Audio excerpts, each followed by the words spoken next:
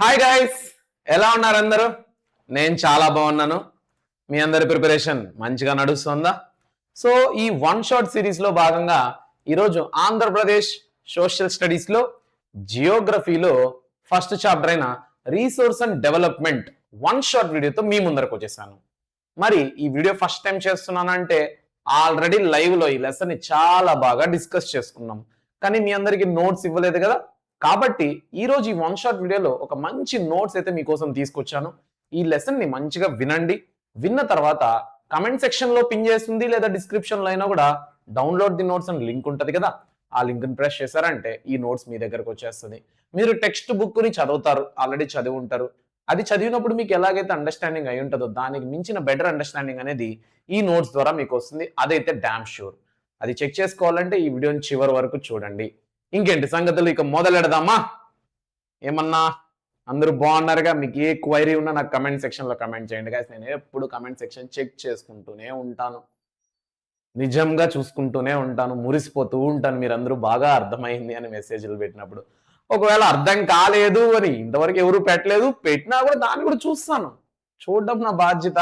So you can ask anything in the comment section. And ఈ వీడియోని చివరి వరకు చూసి మీకు నచ్చితే మాత్రమే లైక్ చేయండి, ఓకేనా? ఇక ఆలస్యం చేయకుండా మొదలెడదాం. వెల్కమ్ టు వేదాంత తెలుగు 8 నేను మీ మాస్టర్ టీచర్ రూపేష్ పూతలపట్టు, ఓకేనా? So resource and development, what do you mean by resource? అసలు రీసోర్స్ అంటే ఏంటి? మనకు తెలిసినంత వరకు, నువ్వు 10th క్లాస్కి వచ్చావు, ఈ లెసన్లో రీసోర్స్ అని ఉంది కాబట్టి తెలుసుకోవాలన్నా, అంతకుముందు వరకు మనకు తెలియదా? అంటే రీసోర్స్ అంటే బేసిక్గా ఎవరన్నా ఏం చెప్తారంటే anything that can be used, మనకు ఉపయోగపడేది ఏదైనా రీసోర్సే కదా. అండ్ డెవలప్మెంట్, ఈ రీసోర్స్ అనేది మనకు డెవలప్మెంట్గా ఎలా ఉపయోగపడుతుంది? అది దేశం డెవలప్ అవ్వడానికి కావచ్చు, ఒక హ్యూమన్ బీయింగ్ డెవలప్ అవ్వడానికి కావచ్చు. ఈ రీసోర్స్ని మనం ఎలా ఉపయోగించుకుంటున్నాము, ఈ రెండిటి మధ్య లింక్ ఏంటి అనేదే ఈ లెసన్లో మనం తెలుసుకుంటాము. అండ్ ఈ లెసన్లో రీసోర్సెస్ అనేది రకరకాలు. దాంట్లో land as a resource, soil as a resource తెలుసుకుంటాం అనమాట, ఓకేనా? అండ్ నెక్స్ట్ చాప్టర్లో మీకు తెలుసు forest and wild life resource, అంటే ఫారెస్ట్ వైల్డ్ లైఫ్ అనేది రీసోర్స్. దాని తర్వాత చాప్టర్లో వాటర్ అనేది రీసోర్స్. దాని తర్వాత చాప్టర్లో mineral and energy resource. So ఈ జియోగ్రఫీ మొత్తం మీ 10th క్లాస్ జర్నీలో డిఫరెంట్ టైప్ ఆఫ్ రీసోర్సెస్ తెలుసుకుంటాం. మనం అనుకుంటాం ఇది ఒక చాప్టర్ మాత్రమే, నో, అన్ని చాప్టర్స్ ఇంటర్లింక్ అయి ఉంటుంది, ఓకేనా? సో ఈ లెసన్ని బాగా వినండి. రీసోర్స్ డెఫినేషన్ కావచ్చు, ఒక రీసోర్స్ని ఎలా ప్లాన్ చేసుకోవాలి, ఒక రీసోర్స్ని ఎలా కన్జర్వ్ చేసుకోవాలి, ఒక రీసోర్స్ అనేది ఎలా ఎక్స్ప్లోయిటేషన్ అయిపోతుంది, వీటన్నిటిని తెలుసుకున్నాక ల్యాండ్ అనే రీసోర్స్లోకి, సాయిల్ అనే రీసోర్స్లోకి ఎంటర్ అవుతాం. ఇది చాప్టర్ యొక్క ఒక ఆర్డర్, టైం లైన్. సో మనం ఇప్పుడు ఎంటర్ అవుదాం. సో ఇక్కడ మీరు గమనించినట్టయితే ఫ్రమ్ నేచర్ టు నేషన్, ప్రకృతి నుంచి దేశం వరకు, how human beings transform the environment into resource, ప్రకృతిని, పర్యావరణాన్ని ఎలాగ మనకు ఉపయోగపడేలాగా హ్యూమన్ బీయింగ్ మారుస్తున్నాడు అనేది ఈ లెసన్ ద్వారా మనం తెలుసుకుంటాం. And how those resources are classified, ఆ రీసోర్సెస్ ని ఏ విధంగా మనం క్లాసిఫై చేసాం, డిఫరెన్షియేట్ చేసాం అనేది మనం ఈ లెసన్ లో తెలుసుకుంటాము. దాన్ని ఎలా ప్లాన్ చేసుకున్నాం, రీసోర్సెస్ ని ఎలా కన్జర్వ్ చేస్తున్నాం, రీసోర్సెస్ ని ఎలా కాపాడుకుంటున్నాం, రీసోర్సెస్ ని అనేది ఈ చాప్టర్ లో తెలుసుకుంటాం అన్నమాట. సో ఫస్ట్ ఆఫ్ ఆల్ అసలు రీసోర్స్ అంటే ఏంటి అంటే, మీకు ఎగ్జామ్లో 1 మార్క్ డెఫినేషన్ అడిగినప్పుడు మీరు రాయాలి కాబట్టి ఒకసారి చదువుకోండి.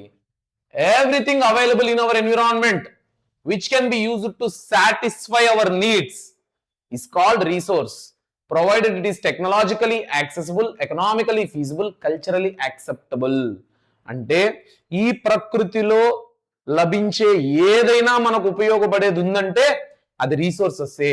అది టెక్నాలజీతో మనము పొందగలగాలి, ఎకనామికల్ గా ఫీజిబుల్, దాన్ని మనం ప్రకృతిలోంచి తీసుకుంటే మనకు ఆర్థికంగా తక్కువ డబ్బే అవ్వాలి, బడ్జెట్ లోనే అయిపోవాలి, కల్చరలీ యాక్సెప్టబుల్, అంటే ఆల్ కల్చర్స్ దాన్ని యాక్సెప్ట్ చేయాలి. ఫర్ ఎగ్జాంపుల్, ఇప్పుడు భూమిలోంచి బంగారం తీస్తాం, దాన్ని బయట అమ్ముతున్నాము, బంగారం అనేది రేట్ ఎక్కువ ఉంది.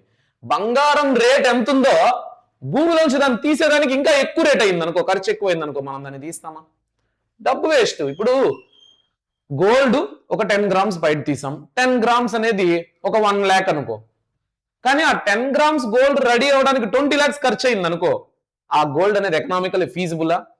దాన్ని అమ్మితే వచ్చే లాభం కన్నా దాన్ని తీయడానికి, దాన్ని తయారు చేయడానికి వచ్చే ఖర్చే ఎక్కువ ఉంది. సో ఎకనామికల్ ఫీజిబుల్ ఉండే వాటినే రీసోర్స్ అంటాము. అండ్ టెక్నాలజీతో మనం దాన్ని తీయగలగాలి, టెక్నాలజీతో దాన్ని మనం యాక్సెసిబుల్ చేసుకోవాలి, దాన్ని రీసోర్స్ అంటాము. కల్చరలీ యాక్సెప్టబుల్, కల్చర్ అంటే మనుషులు వాళ్ళ యొక్క ఆచారాలు సాంప్రదాయాలకు కూడా రీసోర్సెస్ అనేది ఉపయోగపడాలి, అంతేగాని దానికి ఆపోజిట్ ఉండకూడదు. సో రీసోర్స్ అనేది మీరు సింపుల్ డెఫినేషన్ రాయాలనుకుంటే everything available in our environment which can be used to satisfy our needs is called resource అని రాయొచ్చు.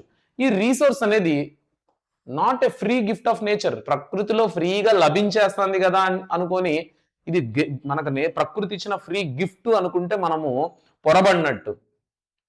They are the functions of human activity, human beings are essential components of resource, అంతే కదా. ప్రకృతిలో resources ని ఎక్కువగా వాడేది, అవసరానికి మించి వాడేది మనమే. జంతువులన్నీ కూడా ఉన్న రిసోర్సెస్ ని వాడుకుంటాయి, వాటర్ ని తాగుతాయి, చెట్లకు ఉండే ఫ్రూట్స్ తింటాయి, ఆకులు తింటాయి, గడ్డి తింటాయి, అన్నీ ఓకే. కానీ మనమే తిండి తినడానికి, బ్రతకడానికి కాకుండా లగ్జరీగా కంఫర్ట్ గా జీవించడానికి, సుఖవంతంగా జీవించడానికి రీసోర్సెస్ ని ఎక్స్ప్లాయిట్ చేస్తున్నాం. So humans are the essential components of resource. We transform material in the environment, environment లో ఉండే మెటీరియల్ ని రీసోర్సెస్ గా, అది ఉపయోగపడే రీసోర్సెస్ గా మనం మార్చుకుంటున్నాము. అది టెక్నాలజికలీ యాక్సెసిబుల్ అయి ఉండాలి, ఎకనామికలీ ఫీజిబుల్ అయి ఉండాలి, కల్చరలీ యాక్సెప్టబుల్ అయి ఉండాలి. ఓకేనా.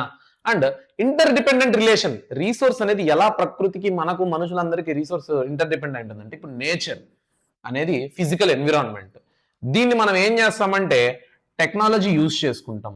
టెక్నాలజీ యూజ్ చేసుకొని దాన్ని రీసోర్స్ గా మార్చుకుంటాడు హ్యూమన్ బీయింగ్ అనేవాడు. నేచర్ తో ఇంటరాక్ట్ అయ్యి నేచర్ ని టెక్నాలజీ యూజ్ చేసుకొని ఉపయోగపడే రిసోర్స్ గా మార్చుకొని డెవలప్ అయ్యి ఇన్స్టిట్యూషన్స్ అనేది క్రియేట్ చేసుకుంటాడు. అలా మనిషి అనేవాడు వృద్ధి చెందుతున్నాడు. రీసోర్సెస్ ని ఉపయోగించుకుంటేనే కదా ఏదైనా కూడా డెవలప్మెంట్ అనేది ఉంటుంది. ఇప్పుడు చెట్టుని ఫ్రూట్స్ తినడానికో లేకపోతే పంట పండడానికో వాడుకునే దానికంటే వుడ్ని తీసుకొని చక్రం తయారు చేశాడు, వుడ్ని తీసుకొని ఫర్నిచర్ తయారు చేశాడు. అలానే మినరల్స్ ని, భూమిలోంచి మినరల్ని తీసుకొని ఐరన్ తయారు చేశాడు, డోర్స్ తయారు చేశాడు, మార్బుల్స్ గ్రానైట్ ని తీసుకొని మార్బుల్స్ తయారు చేశాడు, ఇల్లు తయారు చేశాడు. సో ప్రతిది institutions he's creating useful objects, useful things from the nature. So this is the inter dependent relation అనమాట, ఒకదానికొకటి లింక్ అయి ఉంటుంది. వీటన్నింటినీ లింక్ చేసేది ఎవరు? హ్యూమన్ బీయింగ్ అనమాట. సో రీసోర్స్ అంటే ఏంటో అర్థమైందా? రీసోర్స్ అనేది economically feasible, culturally acceptable, technologically accessible, culturally acceptable అనమాట. నెక్స్ట్ రీసోర్స్ ను మనం ఎలా క్లాసిఫై చేసాం అంటే, రకరకాలు ఉంటాయి రీసోర్స్. దాన్ని ఎలా క్లాసిఫై చేసామంటే, ఒకటి on the basis of origin, దాని పుట్టుకను బట్టి రీసోర్స్ ని మనం బయోటిక్ రీసోర్సు, అబయోటిక్ రీసోర్సు అంటాం. బయో అంటే లైఫ్, అబయో అంటే నాన్ లివింగ్ అనమాట.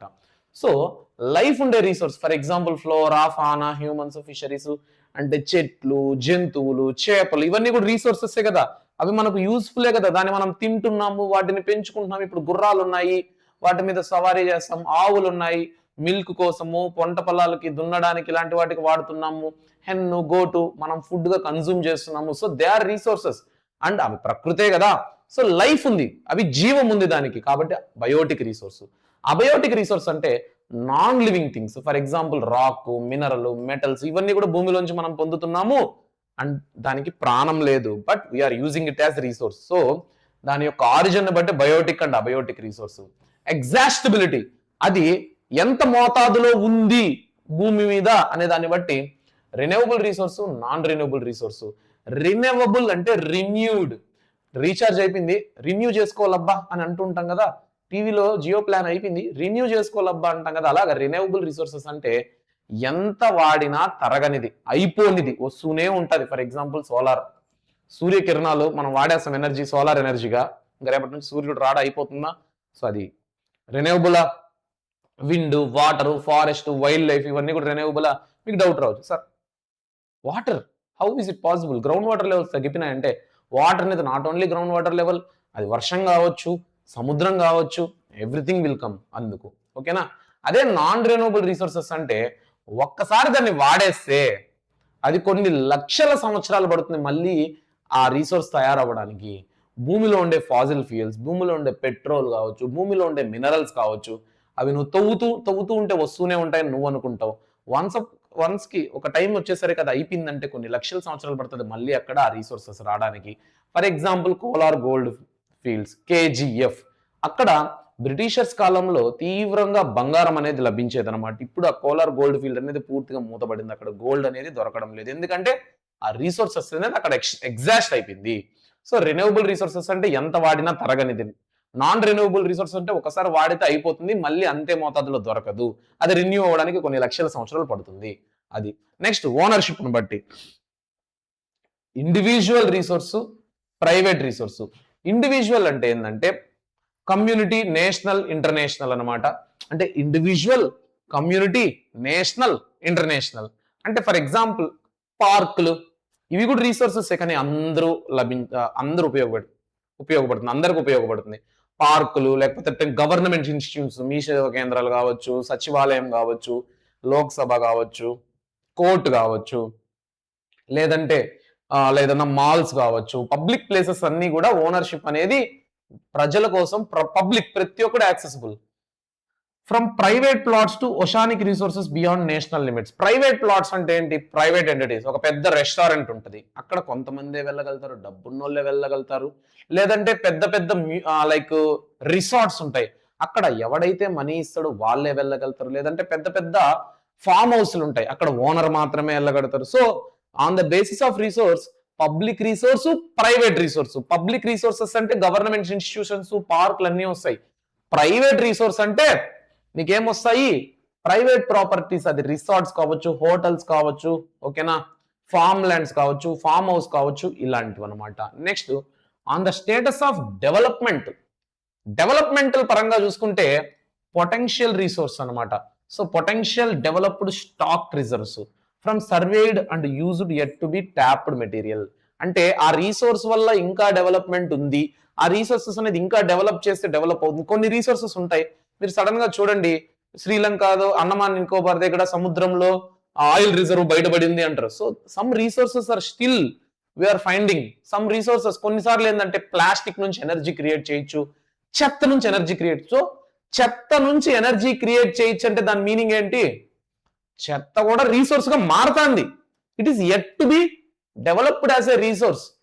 సో స్టేటస్ ఆఫ్ డెవలప్మెంట్, ఆ రీసోర్సెస్ అనేది మనకు నిజంగా రీసోర్స్ అనేది మనకు ఉపయోగపడేది. సో అది మనకు ఉపయోగపడే దాన్ని బట్టి కదా దాన్ని రీసోర్స్ అంటాము. ఇనిషియల్ గా అది చెత్తలా కన్సిడర్ చేస్తాం, కొన్ని రోజుల తర్వాత దాన్ని కూడా మనం ఉపయోగపడే థింగ్ లాగా మార్చుకుంటే అది కూడా రీసోర్సెస్. అర్థమవుతుందా?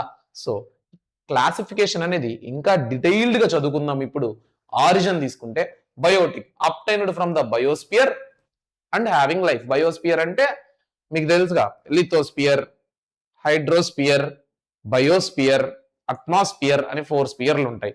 బయోస్పియర్ అంటే లైఫ్, బయో అంటే లైఫ్. లైఫ్ అనేది ఎక్కడ ఉంటుంది? అన్ని స్పియర్స్ లో ఉంటుంది. లిథోస్పియర్, రాక్ లో లైఫ్ ఉంటుంది, వాటర్ లో లైఫ్ ఉంటుంది, గాలిలో లైఫ్ ఉంటుంది. సో ఈ బయో, అది చెట్లు కావచ్చు, జంతువులు కావచ్చు, ఏదైనా కూడా దాన్ని బయోటిక్ రిసోర్స్ అంటాం అనమాట. కనబడుతుందా స్క్రీన్ అండ్ వాయిస్ అంతా ఓకేనా? సడన్ గా అప్పుడప్పుడు ఈ మధ్య భయం వేస్తుంది, ఎందుకంటే అప్పుడప్పుడు మైక్ టర్న్ ఆఫ్ అయిపోతుంది. అంతా ఓకేనా? ఓకే, డన్, అంతా ఓకే, డన్, బాగుంది, కానిద్దాం. Abiotic resource made up of non living things. Abiotic resource అంటే నాన్ లివింగ్ థింగ్స్, అది రాక్స్, మినరల్స్. ఇందాక మాట్లాడుకునిందే డీటెయిల్డ్ గా ఉంది చూడండి, నోట్స్ అందుకే డౌన్లోడ్ చేసుకోమని చెప్పాను. టెక్స్ట్ బుక్ లో పారాగ్రాఫ్లు ఉండేది, ఇక్కడ నేను విజువల్ గా సింపుల్ లైన్స్ లో తీసుకొచ్చాను. ఓకేనా? ఆన్ ద ఎగ్జాస్టబిలిటీని బట్టి renewable resource, non renewable resource. Renewable resource అంటే can be renewed or reproduced by physical, chemical, mechanical process. Solar energy, wind energy, water examples రాయొచ్చు. నాన్ రెన్యూవబుల్ రిసోర్స్ కుండుకొని నువ్వేం రాయొచ్చు అంటే develop over a long geological time. For example metals, fossil fuels, ఇవన్నీ it cannot be recycled and get exhausted with use. ఓకేనా? Done. Now on the basis of ownership and development. Ownership తీసుకుంటే individual resource అంటే owned privately, plots, houses, plantation సొంతంగా. Next community resource అంటే అందరూ మనుషులు ఉపయోగపడేది, play grounds, public parks, village grazing grounds, ఇలాంటివి. National resource అంటే గవర్నమెంట్ కి సంబంధించింది, roads, railways, highways, minerals, water, ఇలాంటివి. ఇంటర్నేషనల్ వాటర్స్, సముద్రం అనేది ప్రతి కంట్రీకి సంబంధించింది అనమాట. అలాగా అర్థమైందా? ఇప్పుడు status of development. Status of development బట్టి పొటెన్షియల్ రిసోర్స్ అంటే present in the reason but not at to be used. అంటే ఈ రీసోర్స్ ఉంది కానీ మనం ఇంకా దీన్ని యూజ్ చేయలేదు. దీన్ని యూజ్ చేసి మనం ఎనర్జీ క్రియేట్ చేయొచ్చు అని మనకి ఇప్పుడిప్పుడే తెలుస్తుంది అనమాట. అండ్ అందు డెవలప్మెంట్ తీసుకుంటే surveyed quality and quantity determinant already being utilized. అంటే డెవలప్డ్ రిసోర్సెస్ అంటే ఆల్రెడీ దాన్ని యూజ్ చేసుకొని మనం డెవలప్ అవుతున్నాము అనేసి. Stock materials that can satisfy needs but lack the technology. అంటే రిసోర్సెస్ అనేది ఉంది, ఆ మెటీరియల్ అనేది ఉంది, దానివల్ల మనకు ఉపయోగం ఉంది, బట్ స్టిల్ టెక్నాలజీ సరిపోవట్లేదు దాన్ని వాడడానికి. ఫర్ ఎగ్జాంపుల్ హైడ్రోజన్ అంటారు, హీలియం అంటారు. ఇలాంటివి ఏంటంటే కొన్నిసార్లు ఒక్కసారి ఆ గ్యాస్ తో వెహికల్ అనేది ఫిల్ అయిందంటే 100 సంవత్సరాలు లేదా 100 కిలోమీటర్లు 1000 కిలోమీటర్లు పెట్రోల్ అవసరం లేకుండా మూవ్ అవుతుంది. ఇలాంటివంతా ఎక్స్పెరిమెంటల్ వరకే మిగిలిపోయింది అంతేగాని ఇంకా ప్రాక్టికల్ గా వచ్చి మనకు ఉపయోగంలో లేదు కదా.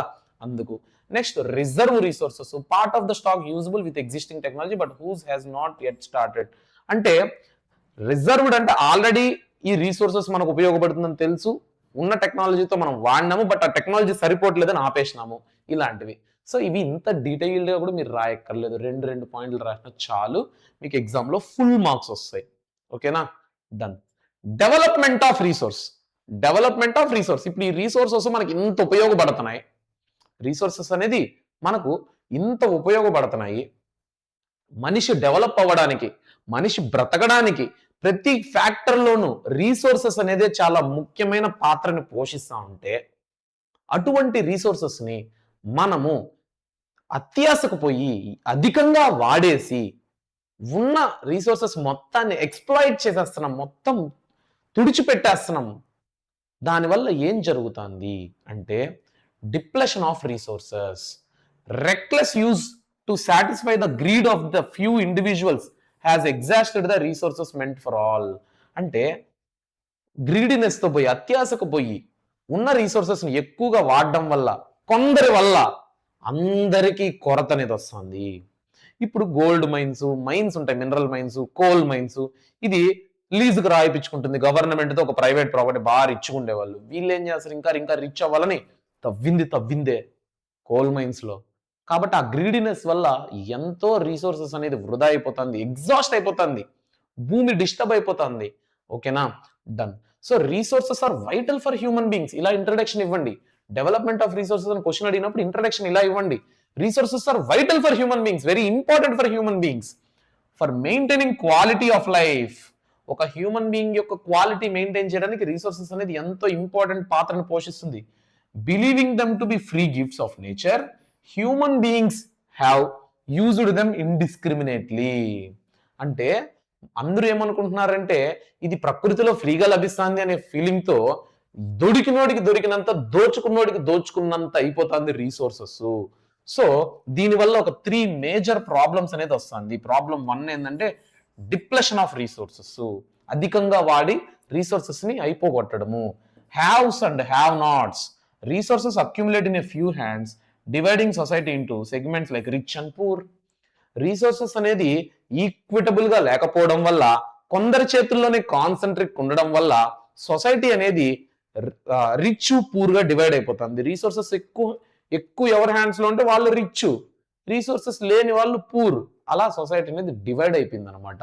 Next ecological crisis. దీనివల్ల ఏం జరుగుతుందంటే పర్యావరణంగా ప్రకృతికి, ఎన్నో జీవరాశులకి కొరత. ఇప్పుడు చూడండి, మనము ల్యాండ్ని ఎక్స్టెండ్ చేసుకుంటూ అడవులను కూడా మనము సిటీలుగా, టౌన్లుగా మార్చేయడం వల్ల అడవిలో ఉండే పులులు, సింహాలు ఊర్ల మీదకి వచ్చి దాడి చేస్తున్నాయి. దానికి మనం ఏం చేస్తాం, ఈ పులి ఊర్లోకి వచ్చిందని ఇన్స్టాగ్రామ్ లో రీల్ చూస్తాం. కాకపోతే అది ఊర్లోకి రాలా, దాని అడవిలోకే మనం ఊరు క్రియేట్ చేసేయడం వల్ల దానికి ఎక్కడికి వెళ్ళాలో తెలియక మ్యాన్ అనిమల్ కాన్ఫ్లిక్ట్ అనేది క్రియేట్ అవుతుంది. సో ఇలాగా indiscriminate exploitation bring global warming, ozone layer. ఇంకా అంటే అనిమల్స్ పరంగా ఇది, పర్యావరణం పరంగా తీసుకుంటే ఈ ఓవర్ పొల్యూషన్ వల్ల, ఈ గ్లోబల్ వార్మింగ్, ఇండస్ట్రీస్ నుంచి వచ్చే గ్యాస్ వల్ల పర్యావరణం అనేది వేడెక్కిపోతుంది, గ్యాసెస్ అనేది వేడెక్కిపోయి ఎండలు పెరిగిపోతున్నాయి, ఓజోన్ లేయర్ అనేది పోతుంది, డిప్రెషన్ అయిపోతుంది. సో సూర్యకిరణాలు డైరెక్ట్ గా పడుతున్నాయి, ఎన్నో లైక్ జబ్బులు వస్తాయి, డిసీజెస్ వస్తాయి. నెక్స్ట్ ఉండుకొని ఎన్నో బేసిక్ చిన్న ప్రాణులు, పక్షులు, పిచ్చుకలు లాంటివి చచ్చిపోతున్నాయి ఆ ఎండ తట్టుకోలేక.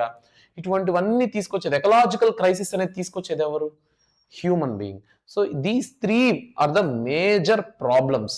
సో దీనికి ఉన్న సొల్యూషన్ ఏంటి? వీటిని మనం అరికట్టడానికి ఉన్న సొల్యూషన్ ఏంటంటే we have to be developed in a way of sustainable development. అంటే నువ్వు డెవలప్ అవ్వు, మనిషి డెవలప్ అవ్వడానికి కావాల్సిందే రీసోర్స్. అందుకే రీసోర్స్ అండ్ డెవలప్మెంట్ అని లెసన్ పేరు పెట్టాం, బానే ఉంది. కానీ సస్టైనబుల్ ఎకనామిక్ డెవలప్మెంట్ అనే దానికి మనం న్యాయం చేస్తున్నామా? అంటే development should takes place without damaging the environment. పర్యావరణాన్ని డ్యామేజ్ చేయకుండా మనం డెవలప్ అవ్వాలి. And development in the present should not compromise the needs of future generation. నువ్వు ఈ రోజు పొందాలనుకునే డెవలప్మెంట్ రేపటి తరాలకి, ఫ్యూచర్ జనరేషన్స్ కి లేకుండా చేయకూడదు. అంటే నీకు కోల్ మైన్స్ నుంచి కోల్ కావాలి, గోల్డ్ మైన్ నుంచి గోల్డ్ కావాలి, వాటర్ని భూమిలోంచి తీస్తున్నావు, అన్నీ మనకు కావాల్సిందే, మనం బ్రతకడానికి కావాలి. కానీ బ్రతకడానికి కావాల్సినంత పెట్టుకో, అత్యాశకి ఎక్కువ తీసేస్తే రేపు ఫ్యూచర్ జనరేషన్స్ ఉండకుండా పోతుంది. ఇదే సస్టైనబుల్ డెవలప్మెంట్. సస్టైనబుల్ డెవలప్మెంట్ అంటే డెవలప్మెంట్ అనేది పర్యావరణాన్ని డ్యామేజ్ చేసేలా ఉండకూడదు. సస్టైనబుల్ డెవలప్మెంట్ అంటే ఈ రోజు మనం యూజ్ చేసే రీసోర్సెస్ ఫ్యూచర్ జనరేషన్స్ కి లేకుండా యూజ్ చేయకూడదు. దీన్నే సస్టైనబుల్ డెవలప్మెంట్ అంటాము. ఓకేనా? డన్. ఇక్కడ ఈక్విటబుల్ డిస్ట్రిబ్యూషన్. సస్టైనబుల్ డెవలప్మెంట్ లో వన్ కీ ఫ్యాక్టర్ ఏంటంటే ఈక్విటబుల్ డిస్ట్రిబ్యూషన్. అందరూ సమానంగా ఈక్వల్ గా డిస్ట్రిబ్యూట్ చేసుకున్నారనుకో, రీసోర్సెస్ అనేది అందరికీ సరిపోతాయి. గ్రీడినెస్, నేను రిచ్, నా దగ్గర ఎక్కువ ఉండాలి అన్నట్టు ఎక్స్ప్లాయిటేషన్ ఎక్కువ చేసామంటే రీసోర్సెస్ అనేది అయిపోతాయి. And equitable distribution of resource has become essential for sustained quality of life and global peace. If the present trend of resources depletion continues, ఇప్పుడు ఎలాగైతే ట్రెండ్ నడుస్తుందో రీసోర్సెస్ ఎక్కువ యూజ్ చేసి అయిపోగొట్టేస్తున్నామో, ఇది ఇలానే కంటిన్యూ అయితే the future of our planet is in danger. మన భవిష్యత్తు తరాలు అనేది డేంజర్ లో ఉంటుంది. మీరు కల్కి సినిమా చూడండి, ఫ్రెష్ ఎయిర్ కొనుక్కోవాలన్నా డబ్బే, ఒక ఎగ్ కొనుక్కోవాలన్నా డబ్బే, ఒక జ్యూస్ కొనుక్కోవాలన్నా డబ్బే, అది కూడా అధికమైన డబ్బు. ఎయిర్ కొనుక్కోవాలంటే డబ్బు. అంటే చూడండి మనం రీసోర్సెస్ ని ఎలా యూజ్ చేస్తున్నామో. అండ్ ఆ కల్కి మూవీ చూసినప్పుడు సినిమా మొత్తం ఎడారిలాగా ఉంటుంది, ఎక్కడ ఒక చెట్టు లేదు, వాటర్ లేదు. So that we need to understand our future generations is in danger if we keep on exploiting our resources what we are doing now in the present generation. ఓకేనా? అర్థమైందా మీకు? తెలుగులోనే చెప్తానా? ఓకే. నెక్స్ట్ ఏంటంటే sustainable development అంటే meeting the present needs. మన present అవసరాలని మనం తీర్చుకోవాలి. ప్రొటెక్ట్ ద ఎన్విరాన్మెంట్, కానీ ప్రకృతిని కూడా కాపాడాలి. అలానే safeguard the future generations. భవిష్యత్తు తరాలకు కూడా రీసోర్సెస్ ఉంచాలి, మనము కాపాడుకోవాలి, ఫ్యూచర్ ని కూడా చూసుకోవాలి, ఈక్వల్ డిస్ట్రిబ్యూషన్ ఉండాలి. ఇవన్నిటిని మెయింటైన్ చేస్తే వచ్చే డెవలప్మెంట్ నే ఏమంటాం? సస్టైనబుల్ డెవలప్మెంట్ అని అంటాం. సో సస్టైనబుల్ డెవలప్మెంట్ అంటే ఈక్విటబుల్ డిస్ట్రిబ్యూషన్ ఉండాలి, ప్రెసెంట్ నీడ్స్ ని మనం మీట్ అవ్వాలి, ఎన్విరాన్మెంట్ ని ప్రొటెక్ట్ చేయాలి, ఫ్యూచర్ జనరేషన్స్ కూడా రీసోర్సెస్ ని కాపాడాలి. ఇది ఓకేనా? ఇలా చేయడానికి, ఇలా చెప్తే చేసేస్తారా? ఒక స్లైడ్ రాస్తే మనుషులందరూ వినేస్తారా? ఒక న్యూస్ పేపర్లో ఆర్టికల్ వదిలితే మనుషులు వినేస్తారా? అందుకనేసే ప్రపంచ దేశాలన్నీ ఈ తీవ్రతని అబ్జర్వ్ చేసి ఈ ర్యాపిడ్ డెవలప్మెంట్, ఇండస్ట్రీస్ రావడం, ఫ్యాక్టరీస్ రావడం, టెక్నాలజీ రావడం, దీనివల్ల రీసోర్సెస్ అనేది ఈజీగా ఎక్స్ట్రాక్ట్ చేసేస్తున్నాం. సో వీటన్నిటిని గమనించి ప్రపంచ దేశాలు 1992లో అలర్ట్ అయినాయి అన్నమాట. ఎలా అలర్ట్ అయినాయంటే బ్రెజిల్లో Rio de Janeiro, Brazil capital అయిన రియో డి జెనరియోలో 1992లో ఎర్త్ సమిట్ అనేది కండక్ట్ చేశారు. దీన్నే రియో సమిట్ అని కూడా అంటాం అన్నమాట. దీన్నే రియో సమిట్ అని కూడా అంటాము. In June 1992 more than 100 heads of state, అంటే 100 దేశాల కంటే ఎక్కువ దేశాలు, more than 100 countries heads, leaders Rio de జెనరియోలో జూన్లో 1992లో బ్రెజిల్లో సమావేశమైనారు. వాళ్ళ ముఖ్య ఉద్దేశం ఏంటంటే they want to address urgent problems of environmental protection and socio economic development. అంటే పర్యావరణాన్ని మనం రక్షించాలి అనే అర్జెంట్ సమావేశం అన్నమాట. ఎందుకంటే అప్పటికే ప్రకృతి అనేది చాలా విపరీతంగా మారిపోతుంది, ఎండలు పెరిగిపోతున్నాయి, గ్లోబల్ వార్మింగ్ వచ్చేస్తుంది, గ్రీన్ హౌస్ గ్యాసెస్ వచ్చేస్తుంది. లైక్ సో దీనన్నిటిని మనం కాపాడుకోవాలి, కంట్రోల్ చేయాలి. అట్లీస్ట్ చెప్పేటోడు లేకపోతే మనుషులు ఎంత ఎక్స్టెంట్ కైనా వెళ్తారు అనేసి అన్ని దేశాల లీడర్లు రియలైజ్ అయ్యి వాళ్ళు కలిశారన్నమాట. కలిసి సోషియో ఎకనామిక్ డెవలప్మెంట్ అనేది ఉండాలి. Leaders signed the declaration on climate change and biological diversity. Leaders అందరూ సంతకం పెట్టారు. క్లైమేట్ చేంజ్, బయోలాజికల్ డైవర్సిటీ, ఈ వాతావరణ మార్పు, టెంపరేచర్ అధికంగా పెరిగిపోవడం, ఎండలు పెరిగిపోవడం, వీటన్నిటిని మనం కంట్రోల్ చేయాలి. బయోలాజికల్ డైవర్సిటీని కాపాడాలి అంటే జంతువులు, జీవరాశులను మనం కాపాడాలి అనే డిక్లరేషన్ మీద సంతకాలు పెట్టి అందరూ ఆమోదించారు. This summit endorsed the global forest principles. వీళ్ళు అడవుల్ని కానీ ప్రపంచవ్యాప్తంగా ఏ దేశంలో ఆ దేశంలోనే కాదు, ప్రపంచవ్యాప్తంగా కొన్ని చెట్లను మనం కాపాడుకోవాలి ఖచ్చితంగా, కొన్ని అనిమల్స్ ను మనం కాపాడుకోవాలి ఖచ్చితంగా. ఇవన్నీ ప్రకృతికి ఎంతో ఉపయోగపడే జంతువులు, చెట్లు, మొక్కలు, వీటిని మనం కాపాడుకోవాలి. చెట్లు మొక్కలనే కాదు, ఇంకా కొన్ని యాక్షన్స్, అలా కొన్ని పాయింట్స్ అన్నిటిని రూల్స్ రాసుకున్నారు. అన్ని దేశాల వాళ్ళు ఆమోదించారు. ఆ రూల్స్ నే ఎజెండా 21 అంటాము. ఎజెండా 21 దాన్ని ఎందుకంటే సస్టైనబుల్ డెవలప్మెంట్ మనం అచీవ్ అవ్వాలంటే ఆ ఎజెండా 21 లో ఉండే రూల్స్ అన్నిటిని మనం ఫాలో అవ్వాలి అనేసి అనమాట. సో ఎజెండా 21 ఏంటంటే a declaration signed by world leaders at the 1992 UN conference on environment and development. అంటే ఇక్కడ ఏంటంటే 1992 ఎర్త్ సమిట్ లోనే వాళ్ళు క్రియేట్ చేసుకున్న ఒక డిక్లరేషన్ అనమాట. దాంట్లో రూల్స్ ఉంటాయి, 21 రూల్స్, దానికే ఎజెండా 21 అని పెట్టుకున్నారు. ఇక్కడ వాళ్ళు ఫామ్ చేసుకునేది ఏంటంటే United nation conference on environment and declaration. ఇది గుర్తుపెట్టుకోండి, ఎక్స్పాన్షన్ మీకు ఎగ్జామ్ లో అడగచ్చు. UNCED, United nation convention on environment and development అన్నమాట. ఎక్స్పాన్షన్స్ లో అడగచ్చు, 1 మార్క్ వస్తుంది, నీట్ గా చూసుకోండి. ఇక్కడ ఎజెండా 21 లో ఉండే రూల్స్ మెయిన్ ఎయిమ్ ఏంటంటే achieving global sustainable development. Achieving global sustainable development. an agenda to combat environmental damage. ప్రకృతికి జరుగుతున్న డ్యామేజ్ ని కాపాడడం, పేదరికాన్ని నిర్మూలించడం, డిసీజెస్ ని అరికట్టడం, ఇదే అన్నమాట ముఖ్యంగా ఎజెండా 21 యొక్క ముఖ్య, ఇది ఫామ్ అవ్వడానికి ఈ రూల్స్ కి ఉన్న మెయిన్ ఎజెండా. అందుకే దానికి ఎజెండా 21 అని పేరు పెట్టినాం. ఓకేనా. వన్ మేజర్ ఆబ్జెక్టివ్, ఇక్కడ మెయిన్ పాయింట్ ఏంటంటే every local government should draw up to its own local agenda 21. అంటే పెద్ద పెద్ద దేశాలు, మేజర్ గవర్నమెంట్సే కాకుండా లోకల్ గవర్నమెంట్స్ కూడా ఎజెండా 21 కి రిలేట్ అయ్యేటట్టు వాళ్ళు రూల్స్ పెట్టుకోవాలి. నువ్వు ఎజెండా 21 ఫాలో అవ్వు అని చెప్పట్లా. ఏ దేశ పరిస్థితులు ఆ దేశానికి ఉంటాయి, ఆ దేశంలో ఏ రాష్ట్రానికి ఉండే పరిస్థితులు ఆ రాష్ట్రానికి ఉంటాయి, ఆ రాష్ట్రంలో ఏ జిల్లాకు ఉండే పరిస్థితులు ఆ జిల్లాకు ఉంటాయి. దానికి తగినట్టు ముఖ్యమైన బేసిక్ పాయింట్స్ ఏంటి? పేదరికాన్ని నిర్మూలించు, పర్యావరణాన్ని కాపాడు, డిజీజెస్ ని అరికట్టాలి, అలాంటి పదంగా మనం నడవాలి, రీసోర్సెస్ అనేది కంట్రోల్ చేయాలి, క్లైమేట్ చేంజ్ ని తగ్గించాలి. వీటి మీద బేసిక్ ఫోకస్ పెట్టుకొని నువ్వు ఎజెండాస్ రెడీ చేసుకో అనేదే ఎజెండా 21 యొక్క ముఖ్య ఉద్దేశము. Very important.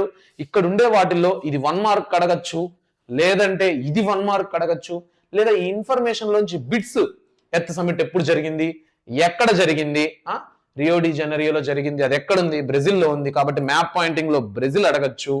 ఒకరోజు మ్యాప్ పాయింటింగ్ తో మీ ముందరకు వస్తాను. కాబట్టి అప్పటి వరకు వీటన్నిటిని మంచిగా చూడండి.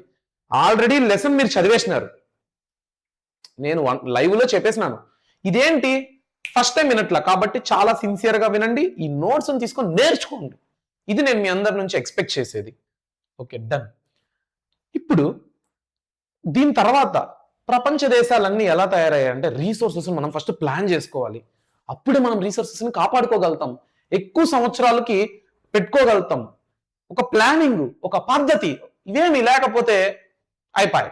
ఇప్పుడు మనం ఒక ఇంట్లో ఫంక్షన్ చేస్తున్నాం, ఎప్పుడు చూడు బిర్యానీ ఏం చేస్తారంటే అది గుర్తొస్తుంది కాబట్టి దాని మీదే చేస్తాను రా. ఒక ఫ్యామిలీలో ఫంక్షన్ పెట్టుకున్నాం, 10 మంది వస్తున్నారు కాబట్టి మనం దానికి తగినట్టు కుక్ చేసుకుంటాం అన్నమాట, ఫుడ్, బిర్యానీయో ఏదో ఒకటి. ఇక్కడ ఒక ప్లానింగ్, ఫస్ట్ ఆఫ్ ఆల్ మనం ఇంటిమేషన్ తీసుకోవాలి, ఎంతమంది వస్తున్నారు ఏంటి అనేసి. దాంట్లో వెజిటేరియన్స్ ఎంతమంది, నాన్ వెజిటేరియన్స్ ఎంతమంది, ఇవన్నీ తీసుకుంటేనే మనం మేకింగ్ చేయగలుగుతాం, అందరి కడుపులు నింపగలుగుతాం. వస్తున్నారా బంధువులు, ఎంతమంది వస్తారా, నేనైతే ఇంతే ఫుడ్ చేస్తా అంటే వచ్చిన వాళ్ళందరినీ నువ్వు కడుపు నింపి పంపించగలుగుతావా? కానీ దానికంటే ముందు ఒకవేళ నువ్వు ప్లానింగ్ ఉంటే, ఇంతమంది వస్తున్నారు, ఉతారుగా ఇంత ఫుడ్ తినొచ్చు, ఇంత చేద్దాం అనే ప్లానింగ్ ఉంటే ఫంక్షన్ అనేది సాఫీగా తీరిపోతుంది. కాబట్టి ఎవ్రీవేర్ ప్లానింగ్ ఈస్ నెసెసరీ. మీ ప్రిపరేషన్లో కూడా ఒక ప్లానింగ్. నేను ఈరోజు ఇన్ని గంటలు చదువుతా. నువ్వు రోజు సస్టైనబుల్గా చదవక్కర్లా, కన్సిస్టెన్సీగా చదవక్కర్లా. నీ వల్ల కాదు, మన వల్ల కాదు అనుకుందాం, నా వల్లే కావట్లా. ఆదివారం కూర్చుందాం, సోమవారం నుంచి శనివారం వరకు సోమవారం నేను ఈ చాప్టర్ చదవాలనుకుంటున్నా, ఈ సబ్జెక్ట్లో ఇన్ని గంటలు, ఓకే. మంగళవారం ఎన్ని గంటలు ఏ సబ్జెక్టు, బుధవారం, గురువారం, శుక్రవారం, శనివారం, ఇంతే. దీనికి మించి నన్ను మా అమ్మ నాన్న చదవమన్నా కూడా చదివినట్టు నటిస్తానేమో కానీ నేనైతే చదవను అనే మైండ్ సెట్ గట్టిగా పెట్టుకునేస్తాం మనం. ప్లానింగ్ దానివల్ల నీకే ఉపయోగపడుతుంది. నువ్వు అనుకున్న టైంని నువ్వు నిజాయితీగా చదవగలుగుతావు. ప్లానింగ్లా పద్ధతిలా.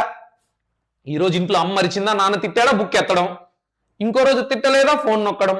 ఇంకో రోజు ఫంక్షన్ అన్నారా, వాళ్ళతో కలిసి వెళ్ళడం. ఇంకో రోజు కొత్త సినిమా టీవీలో వేసినారా, వీకెండ్ అని చూడడం. ఆ ప్లానింగ్ లేకపోతే నీ ప్రిపరేషన్ ఎలా ఉందో నీకే తెలీదు. అసలు నువ్వు ఏం నేర్చుకుంటున్నావు, నేర్చుకోవట్లేదు కూడా నీకు క్లారిటీ ఉండదు. సో ఎక్కడైనా ప్లానింగ్ అనేది నెసెసరీ. ఎప్పుడైతే ఈ రియో సమిట్లు ఇలాంటివి జరిగిన తర్వాత రీసోర్సెస్ అనేది ప్లాన్ చేసుకున్నామంటే మనం దాన్ని బాగా కన్జర్వ్ చేయొచ్చు అనే ఆలోచన వచ్చింది. So resource planning, why it matters. Planning is widely accepted strategy. ఎక్కడైనా ఎవడైనా ఒప్పుకుంటాడు, అవునరా ప్లానింగ్ ఇంపార్టెంట్ అని. For the judicious use of resources. India has enormous diversity in the availability of resources. ఇండియాలో ఈక్విటబుల్ గా లేదు రీసోర్సెస్. ఆంధ్రలో ఇన్ని నీళ్లుంటే తెలంగాణలో కూడా ఇంతే నీళ్లు ఉండాలి. ఆంధ్రలో ఇంత అడివి ఉంటే ఇన్ని మామిడి తోపులు ఉంటే మహారాష్ట్రలో కూడా ఇన్ని మామిడి తోపులే ఉండాలి అని రూల్ ఏం లేదు. సో డైవర్స్డ్గా ఉంది. ఒక చోట ఒకటి అబండెంట్గా ఉంటే ఇంకో చోట ఇంకోటి అబండెంట్గా ఉంది. కాబట్టి దానికి ఏంటంటే ఎగ్జాంపుల్ తీసుకుంటే జార్ఖండ్, ఛత్తీస్గఢ్, మధ్యప్రదేశ్ అనేది rich in minerals and coal deposits.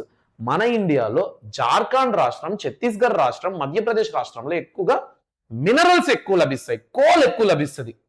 అదే నువ్వు అరుణాచల్ ప్రదేశ్కి వెళ్తే abundant water resources but lakh infrastructure. ఇక్కడ వాటర్ కావాల్సినంత ఉంది, నీటి సదుపాయం ఉంది, కానీ ఇన్ఫ్రాస్ట్రక్చర్ లేదు. డ్యాములు కానీ బోర్వెల్స్ కానీ ఇలాంటివి తక్కువ ఉన్నాయి. అదే రాజస్థాన్ తీసుకుంటే well endowed with solar and wind. అక్కడ ఎడారి కాబట్టి ఎండలు ఎక్కువ ఉండడం వల్ల సోలార్ ఎనర్జీ ఉంది, గాలి వల్ల విండ్ ఎనర్జీ ఉంది, కానీ నీళ్లు లేవు తాగడానికి. ఓకేనా? అదే లడాక్ తీసుకుంటే rich cultural heritage but deficient in water infrastructure vital. Rich heritage అంటే అక్కడ ఎన్నో అరుదైన మొక్కలు, జీవరాశులు ఉన్నాయి, కానీ but it lacks in water infrastructure. నదులన్నీ ప్రవహిస్తుంటే దాన్ని నీటిని సేవ్ చేసుకోవడానికి ఇన్ఫ్రాస్ట్రక్చర్ లేదనమాట. సో దీనికి బట్టి నీకు ఏమర్థమవుతుంది, ఇవన్నీ మన ఇండియాలో ఉండే స్టేట్సే, కానీ ఒక్కొక్క చోట ఒకటి అబండెంట్ గా ఉంది, ఇంకక్కడేదో ఒక లోపం కూడా ఉంది. అదే ప్లానింగ్ చేసుకుందాం అనుకో అంటే, మనం నలుగురం ఫ్రెండ్స్, ఒకటికి మ్యాథ్స్ బాగొచ్చు, ఒకటికి సైన్స్ బాగొచ్చు, ఒకటి లాంగ్వేజెస్ లో తోపు, ఒకటి సోషల్ భయంకరంగా అర్థం చేసుకోగలుగుతాడు. వీడు సోషల్ అర్థం చేసుకోగలుగుతాడు, వీటికి మ్యాథ్స్ రాదు. వీడు లాంగ్వేజెస్ లో తోపు, వీడికి సోషల్ రాదు. వీడు సైన్స్ లో తోపు కానీ మ్యాథ్స్ క్యాల్కులేషన్ రాదు. వీడు మ్యాథ్స్ లో తోపు కానీ సోషల్ అంటే నిద్ర వస్తుంది. దీనివల్ల వీళ్ళందరూ ఫ్రెండ్స్ అవ్వడం వల్ల వీళ్ళందరూ ఒకరికొకరు పంచుకుంటే, అరే మా అమ్మ నాకు మ్యాథ్స్ బాగా వచ్చురా, నీకు మ్యాథ్స్ నేను బాగా నేర్పిస్తా, నేర్చుకో, నీకున్న సోషల్ నాకు స్టోరీ లెక్క ఇంట్రెస్టింగ్గా చెప్పు. అలా ఒకరికొకరు నలుగురు డీల్ పెట్టుకోవడం వల్ల, నలుగురు ఒక ప్లాన్ వేసుకొని చదువుకోవడం వల్ల వీళ్ళకి ఉన్న లోపాన్ని కప్పిపుచ్చుకొని పక్కనోడి దగ్గర నుంచి తీసుకోవచ్చా. అలాగే ఇక్కడ మినరల్స్ ఉంది కానీ వాటర్ లేదు, ఇన్ఫ్రాస్ట్రక్చర్ లేదుగా, పక్క రాష్ట్రం నుంచి తెచ్చుకోవచ్చా. పక్క రాష్ట్రానికి మినరల్స్ లేదు, వీళ్ళ దగ్గర ఎక్కువ ఉందిగా, వీళ్ళు ఇవ్వచ్చా. సో ఇలా ఎక్స్చేంజ్ చేసుకోవాలంటే ఫస్ట్ ఆఫ్ ఆల్ ఒక ప్లానింగ్ అనేది ఉండాలి. ఎవరి దగ్గర ఏముంది, ఎవరి దగ్గర ఏం లేదు, ఎంత ఉంది ఎంత లేదని తెలుసుకోవాలి. దానికే మనకు ప్లానింగ్ అనేది చాలా ఇంపార్టెంట్. ఇక్కడ బ్యాలెన్స్ పారాడాక్స్ అంటే some regions are resource rich, కొన్ని ప్రాంతాలు resource rich, economically backward. Others are resource poor, రీసోర్సే లేదు but economically rich. This calls a balanced resource planning at the national, state, regional and local level. So ఇలాంటి scenarios లోనే మనం ఒక balanced resource planning అనేది చేసుకోవాలి. నేషనల్ పరంగా అంటే జాతీయ పరంగా, రాష్ట్రంలో, మళ్ళీ లోకల్ పరంగా కూడా అన్ని దగ్గరలా రీసోర్స్ ప్లానింగ్ అనేది ఉండాలి అనేసి నీడ్ వచ్చింది అనమాట. కాబట్టి రీసోర్సెస్ ప్లానింగ్ లో 3 స్టెప్స్ ఫాలో అవ్వాలనేసి వచ్చింది. ఆ 3 స్టెప్స్ ఏంటంటే, మొదటిది ఐడెంటిఫికేషన్ అండ్ ఇన్వెంటరీ. అంటే ఫస్ట్ ఆఫ్ ఆల్ రీసోర్సెస్ ని గుర్తించాలి, కనిపెట్టాలి. Identify and make an inventory of resources across the countries reason. అంటే మనము ఉన్న రీసోర్సెస్ ని ఐడెంటిఫై చేయాలి, దానికి గుర్తించి దానికి తగిన డేటా మొత్తాన్ని రెడీ చేసుకోవాలి, సర్వే చేయాలి, ఎక్కడెక్కడ ఉంది, మ్యాపింగ్ వేయాలి, లొకేట్ చేసి పెట్టుకోవాలి. క్వాలిటేటివ్ అండ్ క్వాంటిటేటివ్ ఎస్టిమేషన్, ఎంత ఉంది, దాని క్వాలిటీ ఎంత. ఇప్పుడు గోల్డ్ మైన్ ఉంది, గోల్డ్ మైన్ కనిపెట్టినాం, ఎక్కడుంది, ఎంత రీజన్ లో ఉంది, అక్కడున్న గోల్డ్ క్వాలిటీ ఉందా, నెక్స్ట్ ఆ గోల్డ్ ఏదో కొద్ది మోతాదా లేకపోతే బల్క్ లో ఉందా, ఇవన్నీ మనం తెలుసుకోవాలి ఫస్ట్ స్టెప్ లో. దాన్నే ఐడెంటిఫికేషన్ అండ్ ఇన్వెంటరీ అంటాం. సెకండ్ స్టెప్ లో ప్లానింగ్ స్ట్రక్చర్. ప్లాన్ చేయాలి. ఇప్పుడు evolve a planning structure endowed with appropriate టెక్నాలజీని యూస్ చేసి దీన్ని ఎలా ఎక్స్ట్రాక్ట్ చేయాలి, ఎంత తక్కువ ఖర్చుతో దాన్ని బయట తీయాలి, దాన్ని మనం రీసోర్స్ గా మార్చుకోవాలి. Institutional setup for implementing resource development plans. So ఏంటంటే, దీనికంటూ ఒక ఇన్స్టిట్యూషన్ అంటే ఒక గ్రూప్ టీంని ఏర్పరచాలి, వాళ్ళకి ఆ పనిని అప్పచెప్పాలి, తక్కువ బడ్జెట్ లో రీసోర్సెస్ మనం ఎక్స్ట్రాక్ట్ చేసేలాగా ప్లానింగ్ వేసుకోవాలి. ఇలాగా మనము సెకండ్ స్టెప్ లో ఫాలో అవుతాం. థర్డ్ స్టెప్ ఏంటంటే మ్యాచింగ్ నేషనల్ ప్లాన్స్. ఇప్పుడు రీసోర్స్ ని డెవలప్ చేసుకోవడానికి సపరేట్ గా ప్లాన్స్ వేసుకుంటే మన ఇండియా ఏమన్నా డెవలప్డ్ కంట్రీయా? కాదు, డెవలపింగ్ కంట్రీ. కాబట్టి మనకి ఇంకా వేరే వేరే ముఖ్యమైన థింగ్స్ ఉన్నాయి. ఎడ్యుకేషన్ కావచ్చు, హెల్త్ కావచ్చు, ఇన్ఫ్రాస్ట్రక్చర్ కావచ్చు. కాబట్టి ఈ నేషనల్ డెవలప్మెంటల్ ప్లాన్స్ సపరేట్ గా, ఈ రీసోర్స్ డెవలప్మెంటల్ ప్లాన్స్ సపరేట్ గా ఉంటే బడ్జెట్ ఎక్కువైపోతుంది, దేశం భరించలేదు. అందుకే ఈ రీసోర్స్ డెవలప్మెంట్ ప్లాన్ అనేది కూడా ఎలా ఉండాలంటే దేశం డెవలప్ అయ్యేటట్టు, అప్పుడు నేషనల్ డెవలప్మెంటల్ ప్లాన్ రెండు కలిసిపోతాయి. So match the resource developmental plan with overall national development plan. అంటే నువ్వు ఈ రీసోర్స్ డెవలప్ చేసేదానికి చేసే ప్లాను అది జరిగిందంటే దేశం కూడా డెవలప్ అయ్యేలా ఉండాలి. అలాగా ఈ 3 స్టెప్స్ ని ఫాలో అయ్యి రీసోర్స్ ప్లానింగ్ అనేది మన ఇండియాలో మనం ఫాలో అవుతున్నాం. Since the first 5-year plan, మన దేశంలో 5-year ప్లాన్స్ అనేది ఉంది, మీ అందరికీ తెలుసు. 5-year plans. ఈ 5-year ప్లాన్స్ ఏంటంటే పంచవర్ష ప్రణాళికలు. 5 సంవత్సరాలు ఒకటే ఎజెండా పెట్టుకుని, ఒకటే గోల్ పెట్టుకుని దాని మీద ఫోకస్ చేస్తాం. ఫస్ట్ టైం రష్యాలో స్టార్ట్ అయింది, మన ఇండియా దాన్ని అడాప్ట్ చేసుకునింది. India had made concentrated efforts to achieve resource planning goals.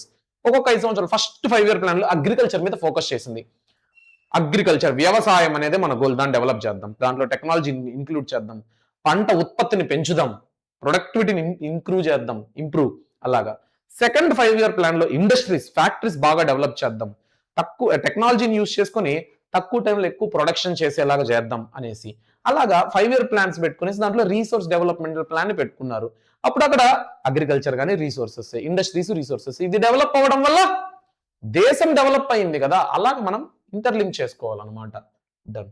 Next ఏంటంటే కన్జర్వేషన్ ఆఫ్ రీసోర్సెస్. పర్యావరణాన్ని మనం ఎలా కాపాడుకోవాలి, there is enough for everyone's need and not for anybody's greed. ప్రతి ఒక్కడికి కావాల్సినంత ఉంది, అంతేగాని అత్యాశకి పోయేంత లేదు. ప్రతి ఒక్కటి అవసరానికి రీసోర్సెస్ ఉంది ప్రకృతిలో, కానీ అత్యవసరానికి లేదు, ఎక్కువ అవసరానికి లేదు, అత్యాశకు పోతే లేదు. ఇంత గొప్ప మాటని చెప్పింది ఎవరో కాదు, Mahatma Gandhi, the father of our nation. Gandhiji placed the greedy, selfish individual and the exploitation nature of the modern technology and the root of resource depletion. He opposed the mass production and favored the production by the masses. Wow. Mass production అనేది Germany నుంచి మొదలైంది guys. Mass production అంటే rapid గా production చేస్తూనే ఉండాలి, వస్తువుల్ని rapid గా resources create చేస్తూ ఉండాలి. అది అపోజ్ చేశాడు. మనకు అంత వద్దు, అందరికీ సరిపోయేంత ప్రొడక్షన్ చాలు అని మహాత్మా గాంధీ చెప్పాడు అనమాట. సో రీసోర్సెస్ ని కాపాడాలి అని ఎంతో ట్రై చేశారు. 1968 లో club of Rome advocated resource conservation in a more systematic way and international level. Systematic వేలో ఉండాలి రీసోర్స్ కన్జర్వేషన్ అనేది. ఇంటర్నేషనల్ వైజ్ మనం కొన్ని రూల్స్ పెట్టుకోవాలి, ఎక్కువ ఎక్స్ప్లోటేషన్ చేయకూడదని. 1974 లో స్కుమాచర్ అనే అతని బుక్ లో, స్మాల్ ఈజ్ బ్యూటిఫుల్ అనే బుక్ లో కూడా ఈ గాంధీయన్ ఫిలాసఫీతో రీసోర్సెస్ ని ఎలా కన్జర్వ్ చేయాలని చెప్పి రాసినాడు. తర్వాత బ్రొంట్లాండ్ రిపోర్ట్, బ్రంట్లాండ్ రిపోర్ట్ 1987 లో ఏం చెప్పిందంటే it introduce the concept of sustainable development. So resource conservation కోసం ఎన్ని ప్రయత్నాలు చూడండి. ఒక రిపోర్ట్లో ఏమో సస్టైనబుల్ డెవలప్మెంట్ ఉండాలని, ఒకతను బుక్ లో స్మాల్ ఈజ్ బ్యూటిఫుల్ లో రీసోర్సెస్ గురించి రాయడము, నెక్స్ట్ క్లబ్ ఆఫ్ రోమ్ ఉండుకొని రీసోర్సెస్ ని ఎలా కన్జర్వ్ చేసుకోవాలని మీటింగ్లు పెట్టడము, 1992లో ఇందాక మాట్లాడుకున్నప్పుడు Rio earth summit conservation of resources గురించి, ఇలా చాలా ప్రయత్నాలు జరుగుతూనే ఉన్నాయన్నమాట. సో ఇది రీసోర్సెస్ సంబంధించింది. అసలు రీసోర్స్ అంటే ఏంటి, రీసోర్స్ ఎన్ని రకాలు, రీసోర్స్ ఎలా ఎక్స్ప్లోర్ అయిపోతున్నాయి, రీసోర్స్ ఎలా కన్జర్వ్ చేసుకోవాలి, రీసోర్స్ ఎలా ప్లాన్ చేసుకోవాలి నేర్చుకున్నాం. ఇప్పుడు దాంట్లో ఈ లెసన్ లో మనం ల్యాండ్ రిసోర్స్, సాయిల్ రిసోర్స్ గురించి మాట్లాడుకుందాం. ల్యాండ్ అనేది కూడా రిసోర్సేగా, మనకి ఏదైనా ప్రకృతిలో ఉపయోగపడుతుందంటే రీసోర్సే. ల్యాండ్ ఉపయోగపడట్లా, ల్యాండ్ లోంచే కదా మనకు మినరల్స్ వస్తున్నాయి, ల్యాండ్ లోంచే కదా మనకు సాయిల్ వస్తుంది, ల్యాండ్ లోంచే కదా మనకు వాటర్ వస్తుంది, ల్యాండ్ నే కదా మనం రోడ్లు, కన్స్ట్రక్షన్లు, బిల్డింగ్లు అన్ని చేసుకుంటున్నాం. So land is very important resource. అలాంటి ల్యాండ్ మన ఇండియాలో ఎలా డిస్ట్రిబ్యూట్ అయ్యింది అంటే 43% ప్లెయిన్స్, సదరపు నేలలు, 30% మౌంటైన్స్, పర్వతాలు, 27% ప్లాట్యూస్. ప్లాట్యూస్ అంటే ఏంటి, ప్లెయిన్స్ అంటే ఏంటి, మౌంటైన్స్ అంటే ఏంటి, ఇప్పటికీ చాలా సార్లు చెప్పాను. ప్లెయిన్స్ అంటే సదరపు నేలలు, మౌంటైన్స్ అంటే ల్యాండ్ నుంచి ఎత్తుగా ఉంటుంది పర్వతాలు, ప్లాట్యూస్ అంటే ఉన్న ల్యాండ్ కంటే కొద్దిగా ఎత్తులో సదరపు నేలలు ఉంటే దాన్ని ప్లాట్యూస్ అంటాము. సో 27% ప్లాట్యూస్ మన భారతదేశంలో ఉంటే 30% మౌంటైన్స్ ఉంటే 43% ప్లెయిన్స్ ఉన్నాయన్నమాట. ఈ ప్లెయిన్స్ నే మనం ఎక్కువగా మొత్తం అగ్రికల్చర్, ఇండస్ట్రీస్ కి వాడతాం, హ్యూమన్ సెటిల్మెంట్స్ కూడా. సదరంగా ఉంటేనే కదా నేల మనం ఇల్లులు కట్టుకోగలుగుతాం, సదరంగానే ఉంటే కదా నేల అగ్రికల్చర్ చేయగలుగుతాం, సదరంగా ఉంటేనే కదా నేల ఇండస్ట్రీస్ పెట్టుకోగలుగుతాం. అలానే మౌంటైన్స్ ఏంటంటే it ensures perennial flow of some rivers. ఈ నదులు, పర్వతాలు ఏంటంటే నదులు పుట్టే ప్లేస్, జన్మస్థలం. సో ఇది కూడా మనకు ఇంపార్టెంట్ రీసోర్సెస్ అనమాట. నదులన్నీ అక్కడే పుడతాయి, important resources, minerals, medicinal plants అన్ని కూడా అక్కడే లభిస్తాయి. Next plateaus, it possess rich reserves of minerals. Plateaus ఏంటంటే ముఖ్యమైన అరుదైన మినరల్స్ అన్ని కూడా, విలువైన మినరల్స్, ఫాజిల్ ఫ్యూయల్స్, అడవులన్నీ కూడా ఇక్కడ ఉంటాయి. సో ఇండియా అనేది ల్యాండ్ పరంగా ఇలా క్లాసిఫై అయింది. సదరపు నేలలు, నెక్స్ట్ కొన్ని పర్వతాలు, నెక్స్ట్ కొన్ని ప్లెయిన్స్. ఓకేనా, done. Next land is a natural resource of utmost importance, చాలా important. It supports vegetation, wild life, human life, economic activity, transport, communication, ప్రతిదీ మనకు ల్యాండ్ రిసోర్స్ నుంచే వస్తాయన్నమాట. ఇటువంటి ల్యాండ్ను మనం ఎలా యూటిలైజ్ చేసుకుంటున్నాం, మనం ఎలా వాడుకుంటున్నాము అంటే, first of all land resource are used for 5 broad purpose. ఐదుగా డివైడ్ అయింది అనమాట. 5 ఏంటంటే, 1 forest, area under forest cover, forest అడవులు. అంటే ల్యాండ్ అనేది ఎలా డిస్ట్రిబ్యూట్ అయింది అంటే, ప్లెయిన్స్, ప్లాటోస్ అవి చూసుకున్నాం. ల్యాండ్ ని ఎలా ఉపయోగిస్తున్నాం, ఇండియాలో ఉండే ల్యాండ్ మనకి ఎలా ఉంది, ఎలా కంటికి కనబడుతుంది అంటే ఫారెస్ట్ గా ఉంటుంది. 1 అడవులు, అది కూడా ల్యాండే. నెక్స్ట్ ఉండుకొని not available for cultivation, not available for cultivation అంటే బ్యారన్ ల్యాండ్స్, వేస్ట్ ల్యాండ్స్. నువ్వు అక్కడ చూస్తే కొన్ని చెత్త నేలలు ఉంటాయి. సిటీ అవుట్స్కట్స్కి వెళ్తే గార్బేజ్ ల్యాండ్స్ కావచ్చు, బీడు నేలలు అంటారు, అక్కడ పంట పండి ఏం చేయము. బ్యారన్ ల్యాండ్స్, వేస్ట్ ల్యాండ్ అనమాట, అక్కడ పంట పండదు, కన్స్ట్రక్షన్ యాక్టివిటీ ఉండదు, చెత్త చెదరం వేసి పెడతాం. అటువంటి ల్యాండ్స్ గా పెడతాం. అంటే మనం చూసే రకం ఎన్ని రకాలుగా ల్యాండ్ కనబడుతుంది. 1 అడవులుగా ఉంది, ఇలా వేస్ట్ ల్యాండ్స్ గా ఉంది.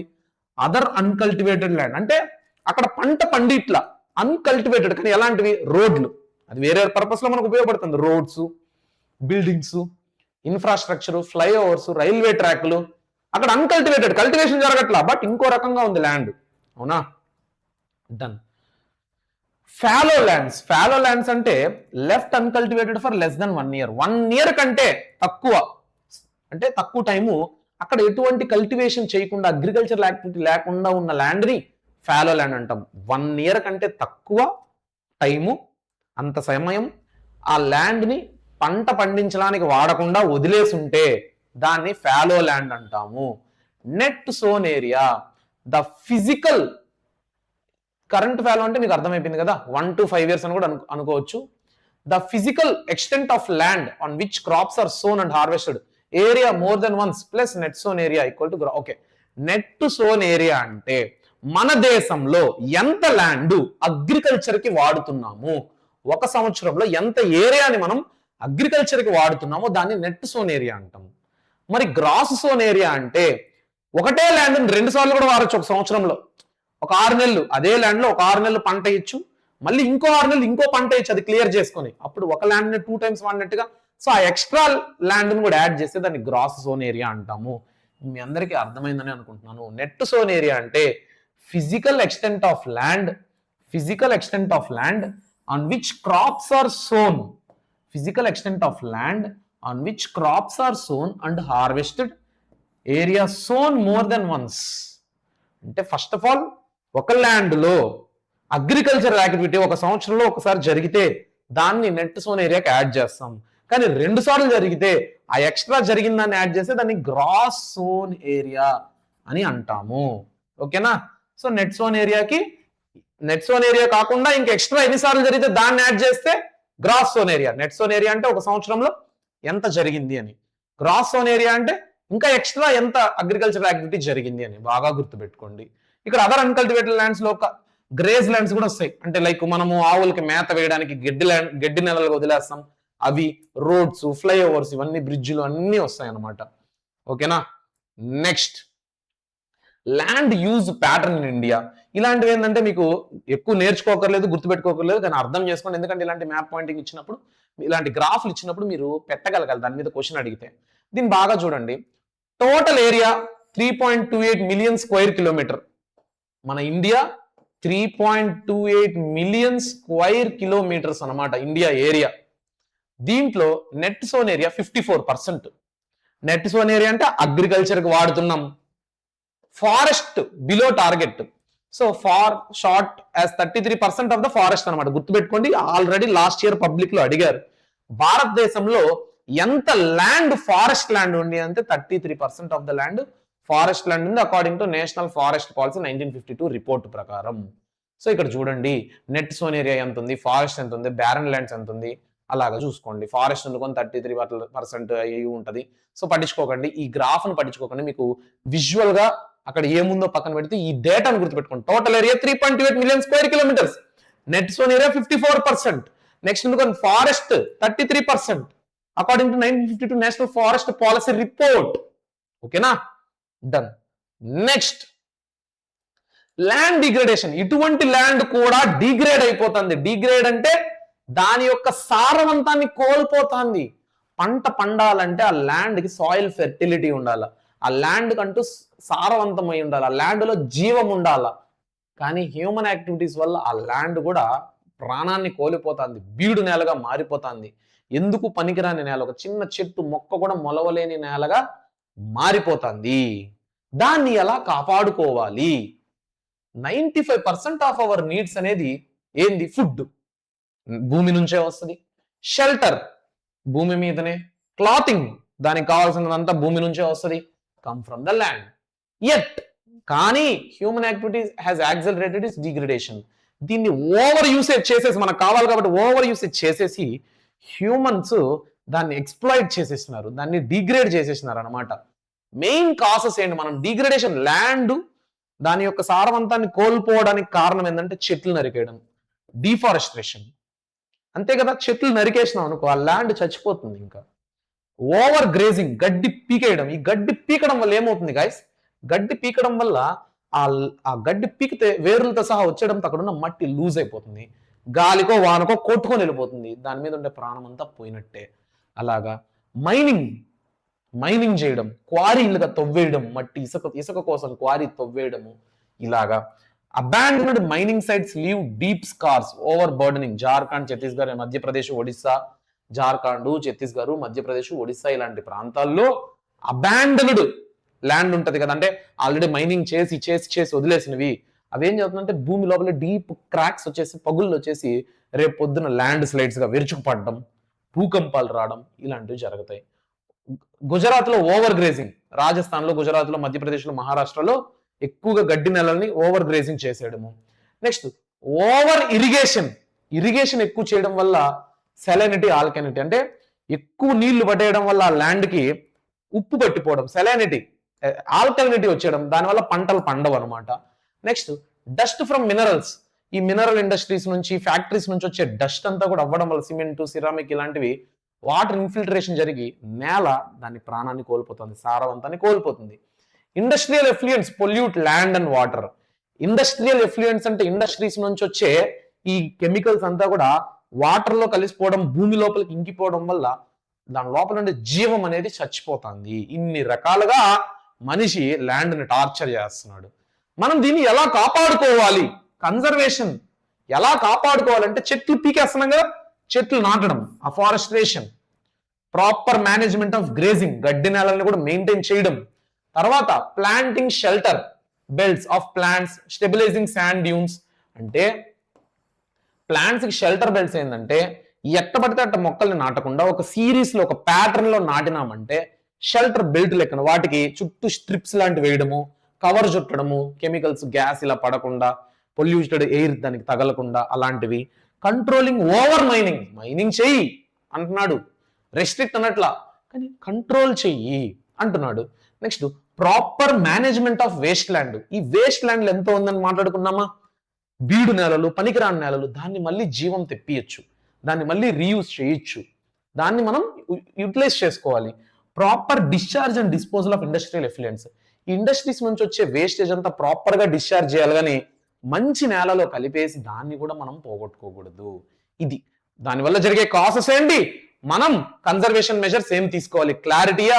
ఇది ల్యాండ్ ఎంత బెనిఫిట్, ఎన్ని రకాలుగా మనం ఉపయోగించుకుంటున్నాము అనేది, అటువంటి ల్యాండ్ ఎలా డిగ్రేడ్ చేసేస్తున్నాము, ఆ ల్యాండ్ ని మనం ఎలా కన్జర్వ్ చేసుకోవాలి అనేసి. ఇప్పుడు మనం మాట్లాడుకోబోతున్నాం soil as a resource. Soil as a resource అనమాట. ఇక్కడ మోస్ట్ ఇంపార్టెంట్ రిన్యూవబుల్ రిసోర్స్ ఏదన్నా ఉందంటే అది సాయిలే. ఇటువంటి సాయిల్ ప్రొఫైల్ ఎలా ఉంటుందో చూద్దాం. మనం ఉండే నేల మీద సాయిల్ ఎలా ఉంటుందంటే, ఫస్ట్ టాప్ సాయిల్, మన పైన మన కంటికి కనబడే సాయిల్ ఏంటంటే అప్పర్ సాయిల్ అంటాము, రిచ్ ఇన్ హ్యూమస్, జీవం దాంట్లో ఉంటుంది, జీవం ఉంటుంది దాంట్లో. జీవం అంటే మైక్రో ఆర్గానిజమ్స్ ఉంటాయి, ఎర్త్ వామ్స్, ఇలా లైఫ్ అనేది ఉంటుంది. సబ్ సాయిల్, దాని కింద లేయర్ లో కొద్దిగా సబ్ సాయిల్ ఉంటుంది. ఇక్కడ ఏంటంటే వెదర్డ్ రాక్స్, అంటే పెద్ద పెద్ద రాక్స్ కాకుండా గులక రాళ్ళు, చిన్న చిన్న ఇంత సైజులో రాళ్ళు అలా ఉంటుంది. పైన మట్టి ఉంటుంది, ఫైన్ సాయిల్ ఉంటుంది, కింద కొద్దిగా పెద్ద పెద్ద మట్టి ఉంటుంది. Substratum, weathered pattern rock material, దాని కింద వండుకొని కొద్దిగా ఇంత సైజులో పెద్ద పెద్ద రాకులు, అంటే అది ఇంకా at to be become small grains అనే రాక్ ఉంటుంది. దాని కింద అన్వెదర్డ్ రాక్, అంటే ఇంతవరకు అది ఎటువంటి టచ్ జరుగుండదు, హ్యూమన్ యాక్టివిటీ కానీ ఇంటరాక్షన్ అయి ఉండదు, ఎక్స్పోజ్ టు ఎయిర్ ఏది అయి ఉండదు. పెద్ద పెద్ద రాళ్ళు, అన్వెదర్డ్ రాక్, అది ఇంకా at to be molten by the pressure, అది చిన్న చిన్న గ్రెయిన్స్ గా, రాళ్ళు రప్పలుగా, గులక రాళ్ళుగా, ఇంకా శాండ్ గా మారడానికి చాలా టైం ఉంది. సో కింద వండుకొని అన్వెదర్డ్ ప్యారెంట్ బెడ్, పెద్ద పెద్ద రాళ్ళు ఉంటాయి, దాని మీద చిన్న చిన్న రాళ్ళు ఉంటాయి, దాని మీద గులక రాళ్ళు ఉంటాయి, దాని మీద శాండ్ ఉంటుంది. ఇక్కడ జీవం ఉంటుంది, కిందకి వెళ్ళే కొద్ది జీవం ఉండదు. ఓకేనా. సో ఇది సాయిల్ ప్రొఫైల్. బేసికల్ గా మన భూమి కింద ఉండే సాయిల్, మన నేల మీద ఉండే సాయిల్ ఇలా ఉంటది. Soil is the medium of plant growth. Plant growth అనేది సాయిల్ అనేది మీడియం. చెట్టుకి భూమి లోపల మినరల్స్, ఆ హ్యూమస్, ఆ ఎన్రిచ్మెంట్ అంతా దానికి రావాలంటే మీడియం ఏంది, మట్టి. నువ్వు మట్టిలో నాటితే అది వేర్లు కిందకి వెళ్తాయి. సో సాయిల్ అనేది మీడియంగా ఉంటుంది. It support different types of living organisms. ఎన్నో రకరకాలు భూమిలో నుంచే కదా guys, most of the life అనేది ఉండేది భూమిలోనే కదా guys. It is living system, takes millions of years to form a few centimeters of deep. మీకు ఇందాకే చెప్పాను కదా, ఇప్పుడు ఒక బీడు నేల ఉంది గైస్, ఇక్కడ ఎక్కడో ఒక పెద్ద కొండ గుట్టు ఉంది, వర్షాలు పడడం వల్ల అక్కడ ఉండే మట్టి కొట్టుకొని రావడం, ఇక్కడికి రావడం, గాలికి వీచుకుంటూ వచ్చి ఆ దుమ్ము ధూళి మట్టి అంతా ఇక్కడ చేరడం, ఇలాగా ఒక లేయర్, ఒక సాయిల్ ఇంత లేయర్ ఫామ్ అవ్వాలంటే కొన్ని మిలియన్స్ ఆఫ్ ఇయర్స్ పడుతుంది. అటువంటి దాన్ని మనము చంపేస్తున్నాం, ఎక్స్ప్లాయిట్ చేసేస్తున్నాం. ఇందాక ఎలా ఎక్స్ప్లాయిట్ చేస్తున్నామో చూసాం కదా. సో ఫ్యాక్టర్స్ ఆఫ్ ఫార్మేషన్, అసలు ఎలా మట్టి ఫామ్ అవుతుందంటే రిలీఫ్, ప్యారెంట్ రాక్ నుంచి, క్లైమేట్ వల్ల, వెజిటేషన్ వల్ల, అదర్ లైఫ్ ఫార్మ్స్ వల్ల చాలా టైం తీసుకుంటుంది. Along with running water, wind, glacier, temperature, వీటన్నిటి వల్ల సాయిల్ అనేది ఫామ్ అవుతుంది. Relief rock, climate, water and wind, time, ఇటువంటి సాయిల్ ఎంత ఇంపార్టెంట్ అనేది మనం చూసినాం. అసలు ఎన్ని రకాలు సాయిల్ అనేది, సాయిల్లో కూడా టైప్స్ ఉంటాయా అనేది ఇప్పుడు చూద్దాం. Classification of soil. సాయిల్ కూడా క్లాసిఫై అయింది రకరకాలుగా. అంటే ఎలాగా, based on there colour, based on there thickness, based on there texture, based on their age, based on there chemical and physical properties. Soil of India are classified into 6 major types. దాని కలర్ని బట్టి, దాని థిక్నెస్ని బట్టి, దాని టెక్స్చర్ని బట్టి, దాని ఏజ్ను బట్టి, దాని కెమికల్ ఫిజికల్ ప్రాపర్టీస్ని బట్టి భారతదేశంలో ఎస్పెషల్గా భారతదేశంలో 6 రకాలుగా సాయిల్ అనేది క్లాసిఫై అయింది. ఒకటి అల్యూవియల్ సాయిల్. ఇది నార్త్ ఇండియాలో ప్లెయిన్స్, ఇండో గ్యాంజెటిక్ ప్లెయిన్స్ దగ్గర, Indus river, Ganga river, Brahmaputra river నది ఒడ్డు దగ్గర ప్లెయిన్స్ దగ్గర ఫామ్ అయ్యే మట్టిని అల్యూవియల్ ప్లెయిన్స్ అంటాం. నెక్స్ట్ అవి ఏంటి దాని గురించి డీటెయిల్ గా మాట్లాడుకుందాం. తర్వాత బ్లాక్ సాయిల్, దీన్నే రీగర్ సాయిల్ అంటాం. ఇది ఎక్కడ మన సౌత్ ఇండియాలో డెక్కన్ ప్లాట్యూలో ఎక్కువగా ఉంటుంది. దీన్ని కాటన్ సాయిల్ అని కూడా పిలుస్తాం, ఎందుకంటే బ్లాక్ సాయిల్ లో కాటన్ బాగా పండుతుంది. తర్వాత red and yellow, red and yellow soil, ఎర్రమట్టి నేల, మరీ ఎరుపుగా లేకుండా ఎల్లోయిష్ నేల చూసే ఉంటారు. రాయలసీమ ఎర్రమట్టి నేల, మా ఇంటి దగ్గర కూడా ఎర్రమట్టి నేల ఉంది, మీకు చూపిస్తాను. ఓకేనా, డన్. లో రెయిన్ఫాల్ డెక్కన్, అంటే ఇక్కడ ఏంటంటే తక్కువ రెయిన్ఫాల్ ఉంటుంది ఇండియాలో, సౌత్ ఇండియాలో డెక్కన్ ప్లాటూలో ఎక్కడెక్కడైతే వర్షపాతం తక్కువ ఉంటుందో అక్కడ రెడ్ సాయిల్, ఎల్లో సాయిల్ మనం అబ్జర్వ్ చేస్తాం. వర్షపాతం తక్కువ, రాయలసీమలో ఎండలు తక్కువ, వానలు తక్కువగా, ఎండలు ఎక్కువగా, అలాగా. నెక్స్ట్ ఫారెస్ట్ సాయిల్, అడవిలో ఉండే మట్టిని ఫారెస్ట్ సాయిల్ అంటాము. ఆ తర్వాత arid soil, Sandy saline, Rajasthan దగ్గర, అంటే అస్సలు చెమ్మ కంటెంట్ లేకుండా మరీ శాండీగా డ్రైగా ఉండే మట్టి అనమాట. Next laterite soil, tropical wet and dry regions, ఎక్కడెక్కడైతే తడి తడిగా బంకమట్టిగా ఉంటాయి చూడు నేలలు, మరి ఎప్పుడు చూడు జిగటగా ఎప్పుడు తడిగా, అవి లాటరైట్ సాయిల్ అనమాట. ఇది సాయిల్స్. వీటి గురించి డీప్ గా తెలుసుకుందాం. Alluvial soil, first alluvial soil తెలుసుకుందాం. ఇది ఎక్కడ, where it is found? The entire northern plains is made up of alluvial soil deposited by the Indus, Ganga, Brahmaputra rivers. Indus, Ganga, Brahmaputra rivers deposits వల్ల అవి తీసుకొచ్చిన మట్టి ద్వారా ఫామ్ అయిందే alluvial soil. It extends into Rajasthan and Gujarat through the narrow corridor. Rajasthan లో, గుజరాత్ లో extend అయి ఉంటుంది అనమాట, అక్కడ వరకు వచ్చింది. Also found in the eastern coastal plains, మన సౌత్ ఇండియాలో eastern coastal plains, Godavari river, Krishna river, ఇవన్నీ డిపాజిట్ చేసే మట్టి కూడా అల్యూవియల్ సాయిలే. Consist of sand, silt, clay, ఇక్కడ మట్టి, బంక మట్టి, జిగటగా ఉండే మట్టి, ఇవన్నీ ఉంటాయి అనమాట. Soil becomes finer as we move inland. మట్టి తవ్వుకుంటే వెళ్ళే కొద్దీ బంక మట్టి వస్తుంది అనమాట. నీకు చూడండి, ఎప్పుడైనా ఇల్లు కట్టేటప్పుడు తవ్వుతా పోతే లోపల బంక మట్టి ముద్దలుగా వస్తుంది, అంత హ్యూమస్ కంటెంట్ ఉంటుంది అనమాట. Very rich, very fertile soil for agriculture. దీంట్లో బాంగర్ అండ్ కాదర్ అంటాం, వెరీ ఇంపార్టెంట్. బాంగర్ అంటే ఓల్డ్ అల్యూవియల్ సాయిల్. ఈ అల్యూవియల్ సాయిలే పాతది, కొన్ని మిలియన్స్ ఆఫ్ ఇయర్స్ ఏజ్ కలిగిన మట్టిని ఓల్డ్ అల్యూవియల్ సాయిల్. కాదర్ అంటే న్యూ అల్యూవియల్ సాయిల్, అంటే ఇక్కడ ఇది కొన్ని సంవత్సరాలకు ముందు, అంటే ఒక 100 సంవత్సరాలు, కొన్ని సంవత్సరాలు అంటే లాస్ట్ ఇయర్, దానికి ముందు ఇయర్ కాదు, ఒక 100 సంవత్సరాలకు ముందు, 50 సంవత్సరాలకు ముందు ఫామ్ అయిన మట్టి అనమాట. సో ఇదేంటంటే ఫైనర్ పార్టికల్స్, మోర్ ఫెర్టైల్, కొత్తగా వచ్చిన మట్టి కదా, ఫ్రెష్ గా ఉంటుంది, యంగ్ బ్లడ్ అనమాట. మనం ఎట్టా యూత్ బాగా పనిచేయగలుగుతాం, అట్లా fine soil, new alluvial soil కాబట్టి దాంట్లో వెరీ ఫెర్టైల్ నేచర్, పంట బాగా పడుతుంది. ఇది ఓల్డ్, వాడి దాంట్లో సారవంతం అయిపోతా ఉంటుంది. ఓకేనా, ఇది alluvial soil. Fertility and crops తీసుకొస్తే ఇక్కడ potash content, phosphorus content, lime, ఇవన్నీ ఎక్కువగా అల్యూవియల్ సాయిల్ లో ఉండడం వల్ల sugar cane, paddy, wheat, other cereal crops, pulses crops ఇవన్నీ పండుతాయి. And intensively cultivated and densely populated. ఇక్కడ ప్లెయిన్స్, సదరపు నెలల్లో ఈ మట్టి ఉంటుంది, సదరపు నెలల్లో మనుషులు ఎక్కువ నివాస ప్రాంతము, అలా అనమాట. ఓకేనా, ఎక్కువ కల్టివేషన్ అనేది చేస్తారు.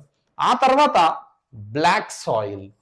బ్లాక్ సాయిల్ దీని యొక్క ఆరిజిన్ ఏంటంటే, ఫస్ట్ దీన్ని రీగర్ సాయిల్ అంటాం. చూడండి, ఇది ఇంపార్టెంట్. బ్లాక్ సాయిల్ నే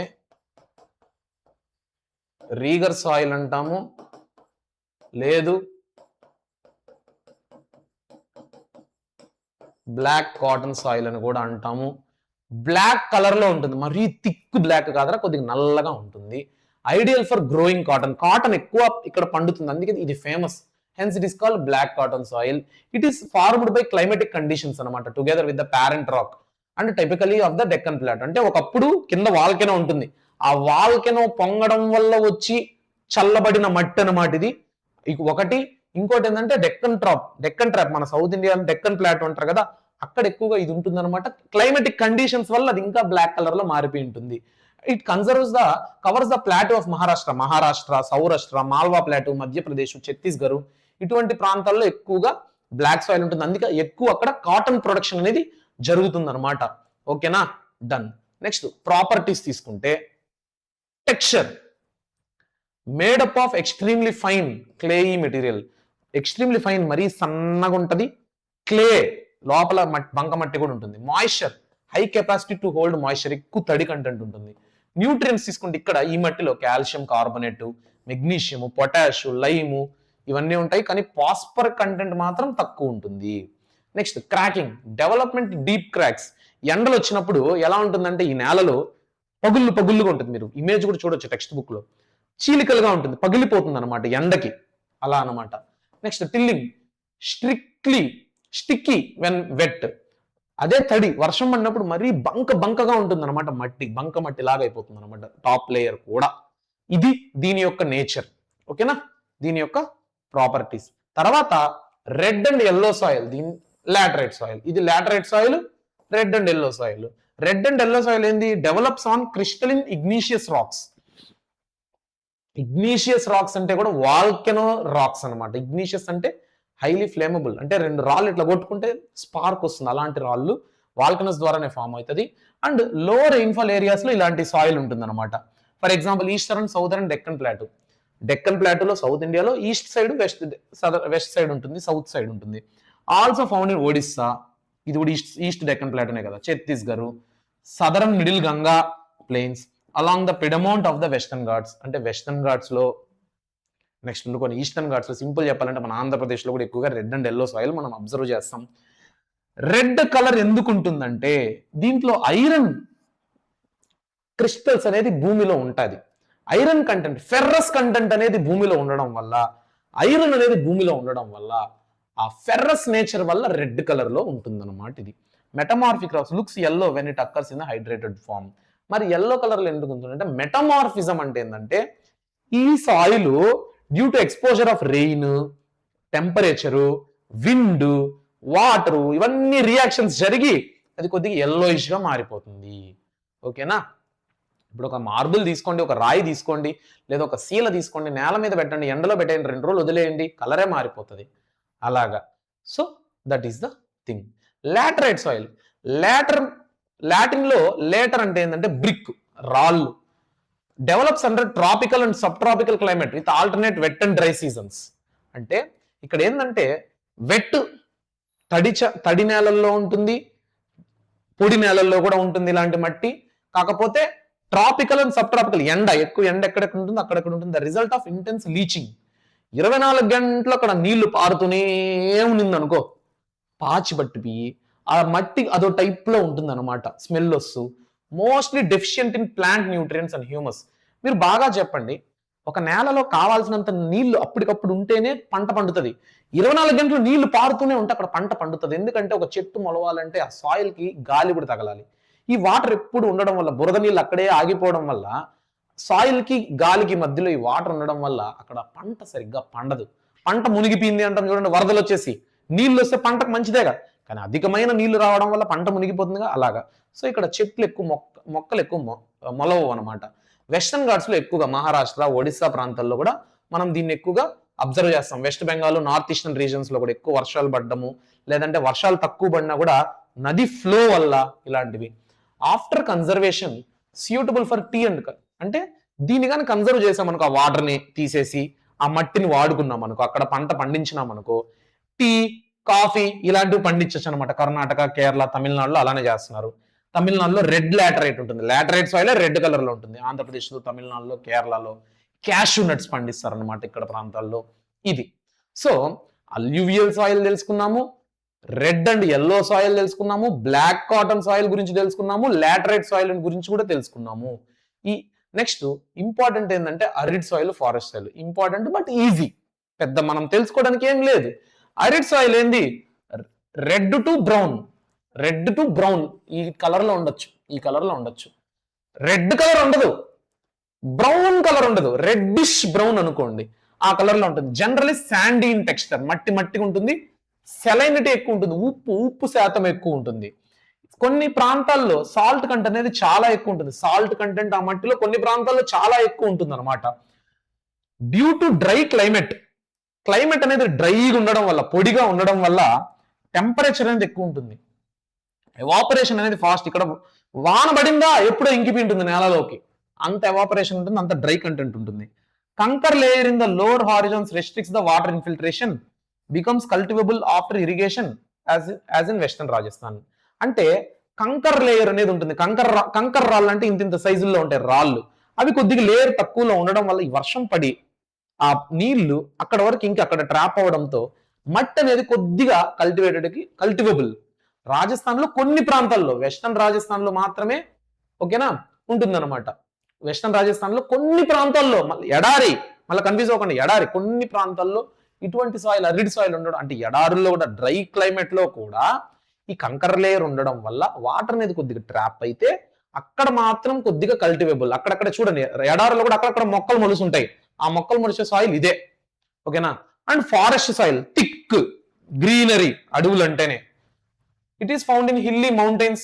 నెక్స్ట్ అనుకోండి ఇక్కడ టెక్స్చర్ ఎలా ఉంటుందంటే మౌంటైన్ ఎన్విరాన్మెంట్ కి తగినట్టు థిక్గా ఉంటుంది సాయిల్, చాలా దొడ్డు ఇంత లావుగా ఉంటుంది, మట్టి బలంగా ఉంటుంది అనమాట, మట్టి తడిగా ఉంటుంది లోపలికి తవ్వితే.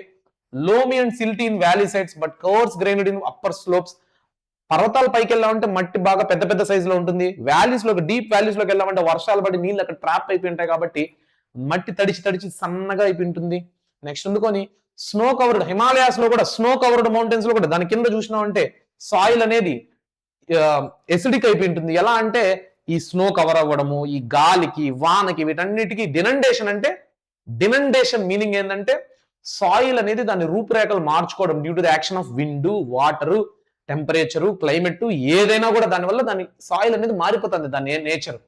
Soils in the lower valleys also, river terrace, alluvial soils దగ్గర కూడా అడవులు, అల్యూవియల్ సాయిల్, ప్లెయిన్స్, ఈ కలిసే ప్రాంతాల దగ్గర కూడా ఫారెస్ట్ సాయిల్ అనేది మనం అబ్జర్వ్ చేస్తూ ఉంటాము. దీనికి మించి ఎక్కువ తెలుసుకోవాల్సిన పని లేదు. ఫారెస్ట్ సాయిల్, అరిడ్ సాయిల్ తక్కువ పాయింట్సే ఓకేనా. డన్. ఇప్పుడు ఇటువంటి సాయిల్ ని కూడా ఎరోషన్ అయిపోతుంది, అంటే దాని యొక్క సారవంతాన్ని కోల్పోతాం. దానికి కూడా మనమే కారణం. సాయిల్ ఎరోషన్, మళ్ళీ దాన్ని ఎట్ట కాపాడుకోవాలి. సాయిల్ ఎరోషన్ కి డెఫినిషన్ పర్ఫెక్ట్ గా రాయాలి గైస్, చూసుకోండి 8 మార్క్స్ క్వశ్చన్ వస్తుంది. The denudation of the soil cover and it is washing down in soil erosion. Denudation అంటే మీనింగ్ చెప్పాను, due to the action of wind, water, temperature, climate, వీటన్నిటి వల్ల ఆ సాయిల్ అనేది మారిపోతుంది. వాటర్ రావడం వల్ల, వర్షం పడడం వల్ల అక్కడ ఉండే మట్టి కొట్టుకెళ్ళిపోవడము, టెంపరేచర్ వల్ల మట్టి మారిపోవడము, గాలి వల్ల మట్టి కొట్టుకెళ్ళిపోవడం, ఇలా సాయిల్ అనేది మారిపోతూ ఉంటుంది అనమాట. So denudation of soil cover and washing down, అక్కడ నుంచి వెళ్ళిపోవడం వల్ల దాన్నే సాయిల్ ఎరోషన్ అంటాం. ఇది కాకుండా human activity and natural forces లో ఇవి విండ్, గ్లేషియర్, వాటర్ ఇవన్నీ. బట్ హ్యూమన్ యాక్టివిటీ ఇవన్నీ balance between the soil formation and erosion. Soil form అవ్వడం, సాయిల్ ఎరోషన్ అవ్వడం, వీటి బ్యాలెన్స్ ని దెబ్బతీసేది ఎవరు తెలిసిన మనుషులు, ప్రకృతి. ప్రకృతికి కూడా ఒక బ్యాలెన్స్ ఉంటుంది, కానీ ఆ ప్రకృతి వైపరీత్యాన్ని మనమే క్రియేట్ చేస్తున్నాం. సడన్ గా తుఫాన్ వస్తుంది, భూకంపం వస్తుంది అంటే అది మన వల్లే. అర్థమవుతుందా? So human activities most important reason for the soil erosion. Types of soil erosion. అసలు సాయిల్ ఎరోషన్ అనేది ఎన్ని రకాలుగా జరుగుతుంది. గల్లీ ఎరోషన్ అంటే ఫస్ట్ ఆఫ్ ఆల్ నది ప్రవాహం పోతూ ఉంటది కదా, అది ఆ నది ప్రెషర్ అనేది ఏం చేస్తుంది అంటే సైడ్ లో ఇలా పోయే నది ఇలా కొద్దిగా చీలికలు అయిపోయి ఇలా సైడ్కి వెళ్ళి అక్కడ ఆగిపోతుంది. సో ఇక్కడ ఉండే సాయిల్ దీని వల్ల, నది వల్ల, ప్రెషర్ వల్ల ఇలా ఉండే నేల ఇలా చీలిపోతుంది అనమాట. సో సాయిల్ ఎరోషన్ జరుగుతుంది. Running water cuts through clayey soil forms deep channels called gullies. దాన్నే గల్లీస్ అంటాం. ఇలా పోయే నది ఇలా సడన్ గా ఛానల్ లాగా ఏర్పడుతుంది, దీన్నే గల్లీస్ అంటాం అనమాట. The land becomes bad land and ravines. Bad land గా మిగిలిపోతుంది, ఎందుకు పనికిరాని ల్యాండ్ గా, దాన్నే రావైన్స్ అంటాం అనమాట. చంబల్ బేసిన్ లో, చంబల్ ప్రాంతంలో ఆ బ్యాడ్ ల్యాండ్ నే రావైన్స్ అంటాం. ఎక్కడ రావైన్స్ అంటాం? చంబల్ ప్రాంతం, మధ్యప్రదేశ్ లోని చంబల్ ప్రాంతంలో. ఓకేనా. Next sheet erosion. Water flow వల్ల, వాటర్ నది ప్రవాహం వల్ల ఒక మంచి సాయిల్, మంచి ఫెర్టైల్ సాయిల్ టాప్ లేయర్ ఈ వాటర్ ఈ ఫ్లోలో కొట్టుకు వెళ్ళిపోతుంది. షీట్ గా ఇంత ఒక లేయర్ మొత్తం షీట్ గా వాటర్ ఫ్లోలో కొట్టుకెళ్ళిపోతుంది. దాన్నే షీట్ ఎరోషన్ అంటాము. Next wind erosion. గాలి వల్ల సాయిల్ యొక్క టాప్ లేయర్, గాలి దుమ్ము చూడండి, ఎక్కువ గాలి వీసినప్పుడు దుమ్ము వస్తుంది. ఆ దుమ్ము ఏంటి? మట్టే కదా, అక్కడ నుంచి ఇంకెక్కడికో వెళ్ళి డిపాజిట్ అవుతుంది. అలాగా డిఫెక్టివ్ ఫార్మింగ్. ఫార్మింగ్ టెక్నిక్స్ మనకు తెలియకపోవడం వల్ల, ఫార్మింగ్ యాక్టివిటీ, ఫార్మింగ్ ని ఎలా చేయాలో తెలియకపో, ఊరికే పంట పండించడమే వ్యవసాయం కాదు, అలా చేయడం వల్ల కూడా సాయిల్ దాని సారవంతాన్ని కోల్పోతుంది. ఫర్ ఎగ్జాంపుల్ ఇప్పుడు ఒకటే పంట నువ్వు పండిస్తూనే ఉండు కొన్ని సంవత్సరాల తరబడి, అక్కడ సాయిల్ దాని సారవంతాన్ని కోల్పోతుంది. ఒక పంట ఎక్కువ వాటర్ తీసుకునే పంట కొన్ని నెలలు, తర్వాత తక్కువ వాటర్ తీసుకునే పంట, అలా పంటను మారుస్తుంటే సాయిల్ అనేది యాక్టివ్గా హెల్దీగా ఉంటుంది అనమాట. డన్. నెక్స్ట్, దీన్ని ఎలా కన్జర్వ్ చేసుకోవాలి, దీన్ని ఎలా మనం కన్జర్వ్ చేసుకోవాలి, సాయిల్ని ఎలా కన్జర్వ్ చేసుకోవాలి? Contour ploughing. కాంటోర్ ప్లఫింగ్ అంటే ploughing along the contour lines decelerated in the flow of water down the slopes. ఇలా స్లోప్ ఉంటదిగా, ఈ కొండ ఉంటదిగా, ఈ కొండను దిగేటప్పుడు అక్కడక్కడ గుంతలు తవ్వేస్తే వాన పడినప్పుడు ఈ మట్టి అంతా కొట్టుకుంటూ వచ్చి గుంతలోకి వెళ్ళిపోతుంది, ఆ హోల్స్ లోకి వెళ్ళిపోతుంది, ఆ కాంటోర్స్ లోకి వెళ్ళిపోతుంది. అప్పుడు ఆ మట్టి ఈ కొండను దాటి ఎక్కడికి పోట్లా, అక్కడే ఉంటుంది కదా. అంటే అక్కడక్కడ స్లోప్స్ ఇలా దిగేటప్పుడు అక్కడక్కడ గుంతలు తవ్వేసినాం అనుకో, వర్షం ప్రెషర్కి ఆ వాటర్ ఫ్లోకి వచ్చి కొట్టుకొని వచ్చే మట్టి అంతా గుంతలో దిగిపోతుంది, అక్కడే ఉండిపోతుంది, ఇంకెక్కడికి వెళ్ళదు అనేసి. తర్వాత టెరెస్ కల్టివేషన్ అంటే steep cuts in to the slopes restrict erosion. అక్కడక్కడ సేమ్, అంటే కాంటోర్ ప్లఫింగ్ అంటే గుంతలు తవ్వడం వరుసగా, టెర్రస్ కల్టివేషన్ అంటే slopes restrict erosion well developed in western and central Himalayas లో పర్వతాల దగ్గర కానీ ప్లెయిన్స్ దగ్గర కానీ అక్కడక్కడ సేమ్ గుంతలు తవ్వడం, దాన్ని టెర్రస్ కల్టివేషన్ అని. టెర్రసెస్ గా లైక్ పెద్ద గుంతలుగా తవ్వేసి వదిలేస్తే ప్లెయిన్స్ లో కూడా, పర్వతాల్లోనే కాదు సదరపు నేలల్లో కూడా అక్కడక్కడ గుంతలు తవ్వడం వల్ల ఏం జరుగుతుందంటే గాలికి కొట్టుకొని వచ్చే మట్టి, వాన నది ఫ్లోకి కొట్టుకొని వచ్చే మట్టి అక్కడ ఆగుతుంది. స్ట్రిప్ క్రాపింగ్, క్రాప్స్ ని లార్జ్ ఫీల్డ్స్ లో స్ట్రిప్స్ గా, అంటే ఇప్పుడు ఇది ఒక ఫీల్డ్ అనుకో, ఇక్కడ ఒక స్ట్రిప్ ఇలా వేయడం వల్ల ఏం జరుగుతుందంటే గాలికి వచ్చేది ఇది ఒక లేయర్ లెక్కన, ఒక గోడ లెక్కన ఆగుతుంది. పంటను ఎక్కడ పడితే అక్కడ వేసినాం అనుకో వెళ్ళిపోతుంది గాలికి మట్టి. కానీ స్ట్రిప్స్ గా, ఇది ఒక సోల్జర్స్ వరుసగా కంచు కోట లెక్క నిలబడుకుంటారు కదా, అట్లా ఇదంతా ఒక స్ట్రిప్, దానికి ముందర ఇంకొద్ది దూరంలో ఒక స్ట్రిప్ ఇలా పెట్టడం వల్ల గాలికి కానీ వానకు కానీ మట్టి కొట్టుకోలేటప్పుడు ఆ చెట్లు ఆపేస్తాయి, ఆ పంట మొక్క అనేది ఆపేస్తుంది అనమాట ఆ మట్టిని వెళ్లకుండా. అది. Next shelter belts, rows of trees, సముద్రం దగ్గర కావచ్చు, సముద్రం బీచ్ ఒడ్డున చెట్లు వరుసగా నాటామనుకో, ఊర్లో నుంచి గాలి కొట్టుకొని వెళ్ళి సముద్రంలో బీచ్ లో కలిసిపోకుండా ఈ చెట్లు అనేది ఆపుతుంది. ఇప్పుడు మట్టి వస్తుంది గాల్లో, ఇక్కడ చెట్లు ఉండడం వల్ల దీనికి తగిలి ఇక్కడ పడిపోతుందా, అలాగా షెల్టర్ బెల్ట్స్ అనేది మనం వేసుకోవాలి, సముద్రం దగ్గరే కాదు నదుల దగ్గర, హైవేస్ దగ్గర అలాగా. సో ఇలాగ మనము సాయిల్ ని కన్జర్వ్ చేసుకోవచ్చు. సాయిల్ ని ఏ విధంగా మనం ఎరోజన్ చేసేస్తున్నాము, సాయిల్ ని మనం ఎలా కన్జర్వ్ చేసుకోవాలి అనేది మీరు ఇక్కడ చూస్తున్నారు. నెక్స్ట్, ఈ చాప్టర్ మొత్తానికి మనం ఏం తెలుసుకున్నాం గైస్, రీసోర్సెస్ అనేది they are made not given, ఎవరో ఇచ్చింది కాదు, ప్రకృతి ఇచ్చింది కాదు, మనమే తయారు చేసుకుంటున్నాం. కాబట్టి దాన్ని ఎంత జాగ్రత్తగా మనం తయారు చేసుకోవాలి. నెక్స్ట్, దాన్ని క్లాసిఫై చేసాం రకరకాలుగా, based on their origin, based on their exhaustibility, ownership, status of development. Next, దాన్ని సస్టైనబుల్ గా మనం ఎలా కాపాడుకోవాలనేది మన గోల్ అని మనం తెలుసుకున్నాం. తర్వాత రీసోర్సెస్ ని ప్లానింగ్ చేసుకోవాలి అని తెలుసుకున్నాం. ఈ రీసోర్సెస్ లో ముఖ్యమైన రిసోర్స్ ల్యాండ్. ఆ ల్యాండ్ ని ఎలా యూటిలైజ్ చేసుకుంటున్నాం, ఇండియాలో ల్యాండ్ ప్యాటర్న్ ఏంది, ఇండియాలో ల్యాండ్ ఎలా డిగ్రేడ్ అయిపోతుంది, దాన్ని ఎలా కన్జర్వ్ చేసుకోవాలి. అలానే సాయిల్, మనము అది ఎటువంటి సాయిల్, ఎన్ని రకరకాల సాయిల్ అనేది ఎలా ఎరోషన్ అయిపోతుంది, సాయిల్ ఎలా కన్జర్వ్ చేసుకోవాలి మాట్లాడుకున్నాము. ఇది ఈ lesson, very simple lesson guys, మీ అందరికీ అర్థమైంటుంది. ఈ పీడిఎఫ్ ని డిస్క్రిప్షన్ లో ఉంటుంది, డౌన్లోడ్ చేసుకోండి. అండ్ మీ అందరికీ శక్తి సిరీస్ గురించి చెప్పాలి, ఇటువంటి క్లారిటీగా మీకు కాన్సెప్ట్లు కావాలనుకుంటే మీరు శక్తి సిరీస్ ద్వారా క్లారిటీ తెచ్చుకోవచ్చు. ఫర్ ఎగ్జాంపుల్, నేను ఏదో ఒక వీడియో చూపిస్తాను మీకోసం. ఇప్పుడు ఇక్కడ ఉన్నది మన వీడియోనే గైస్, ఇదేంటి ప్రాబబిలిటీ క్లాస్ 1 షాట్. మీరు ఏ వీడియో అన్నా, ఇప్పుడు ఈ వీడియోనే చూస్తున్నారు కదా, డిస్క్రిప్షన్ లో ఈ వీడియోలో మీరు గమనించినట్టయితే డౌన్లోడ్ నోట్స్ ఇవన్నీ డౌన్లోడ్ చేసుకోండి. జాయిన్ ద శక్తి సిరీస్ అని ఉంది, ఆ క్లిక్ చేశారనుకోండి ఆ లింక్ ని, మీరు శక్తి సిరీస్ లో ఎన్రోల్ అవ్వచ్చు విత్ 0 కాస్ట్ అనమాట. ఇక్కడ ర్యాండమ్ గా వినేదానికంటే మీరేం చేయొచ్చు, క్లారిటీగా ఆ వేదాంత యాప్ లోకి వెళ్తే నీట్ గా సెట్ ఆఫ్ వీడియోస్ ఉంటాయి, మీరు నీట్ గా చూసి మీ కోర్సు మీరు ఫినిష్ చేసుకోవచ్చు. 0 రూపీస్ అవైల్ చేసుకోండి తొందరగా, మళ్ళీ ప్రైస్ పెట్టినా పెట్టచ్చేమో. This is the thing from my side. Notes కూడా డిస్క్రిప్షన్ లో ఉంది, డౌన్లోడ్ చేసుకోండి. మళ్ళీ ఒక వీడియోతో మీ ముందరకు వచ్చేస్తాను. బాయ్.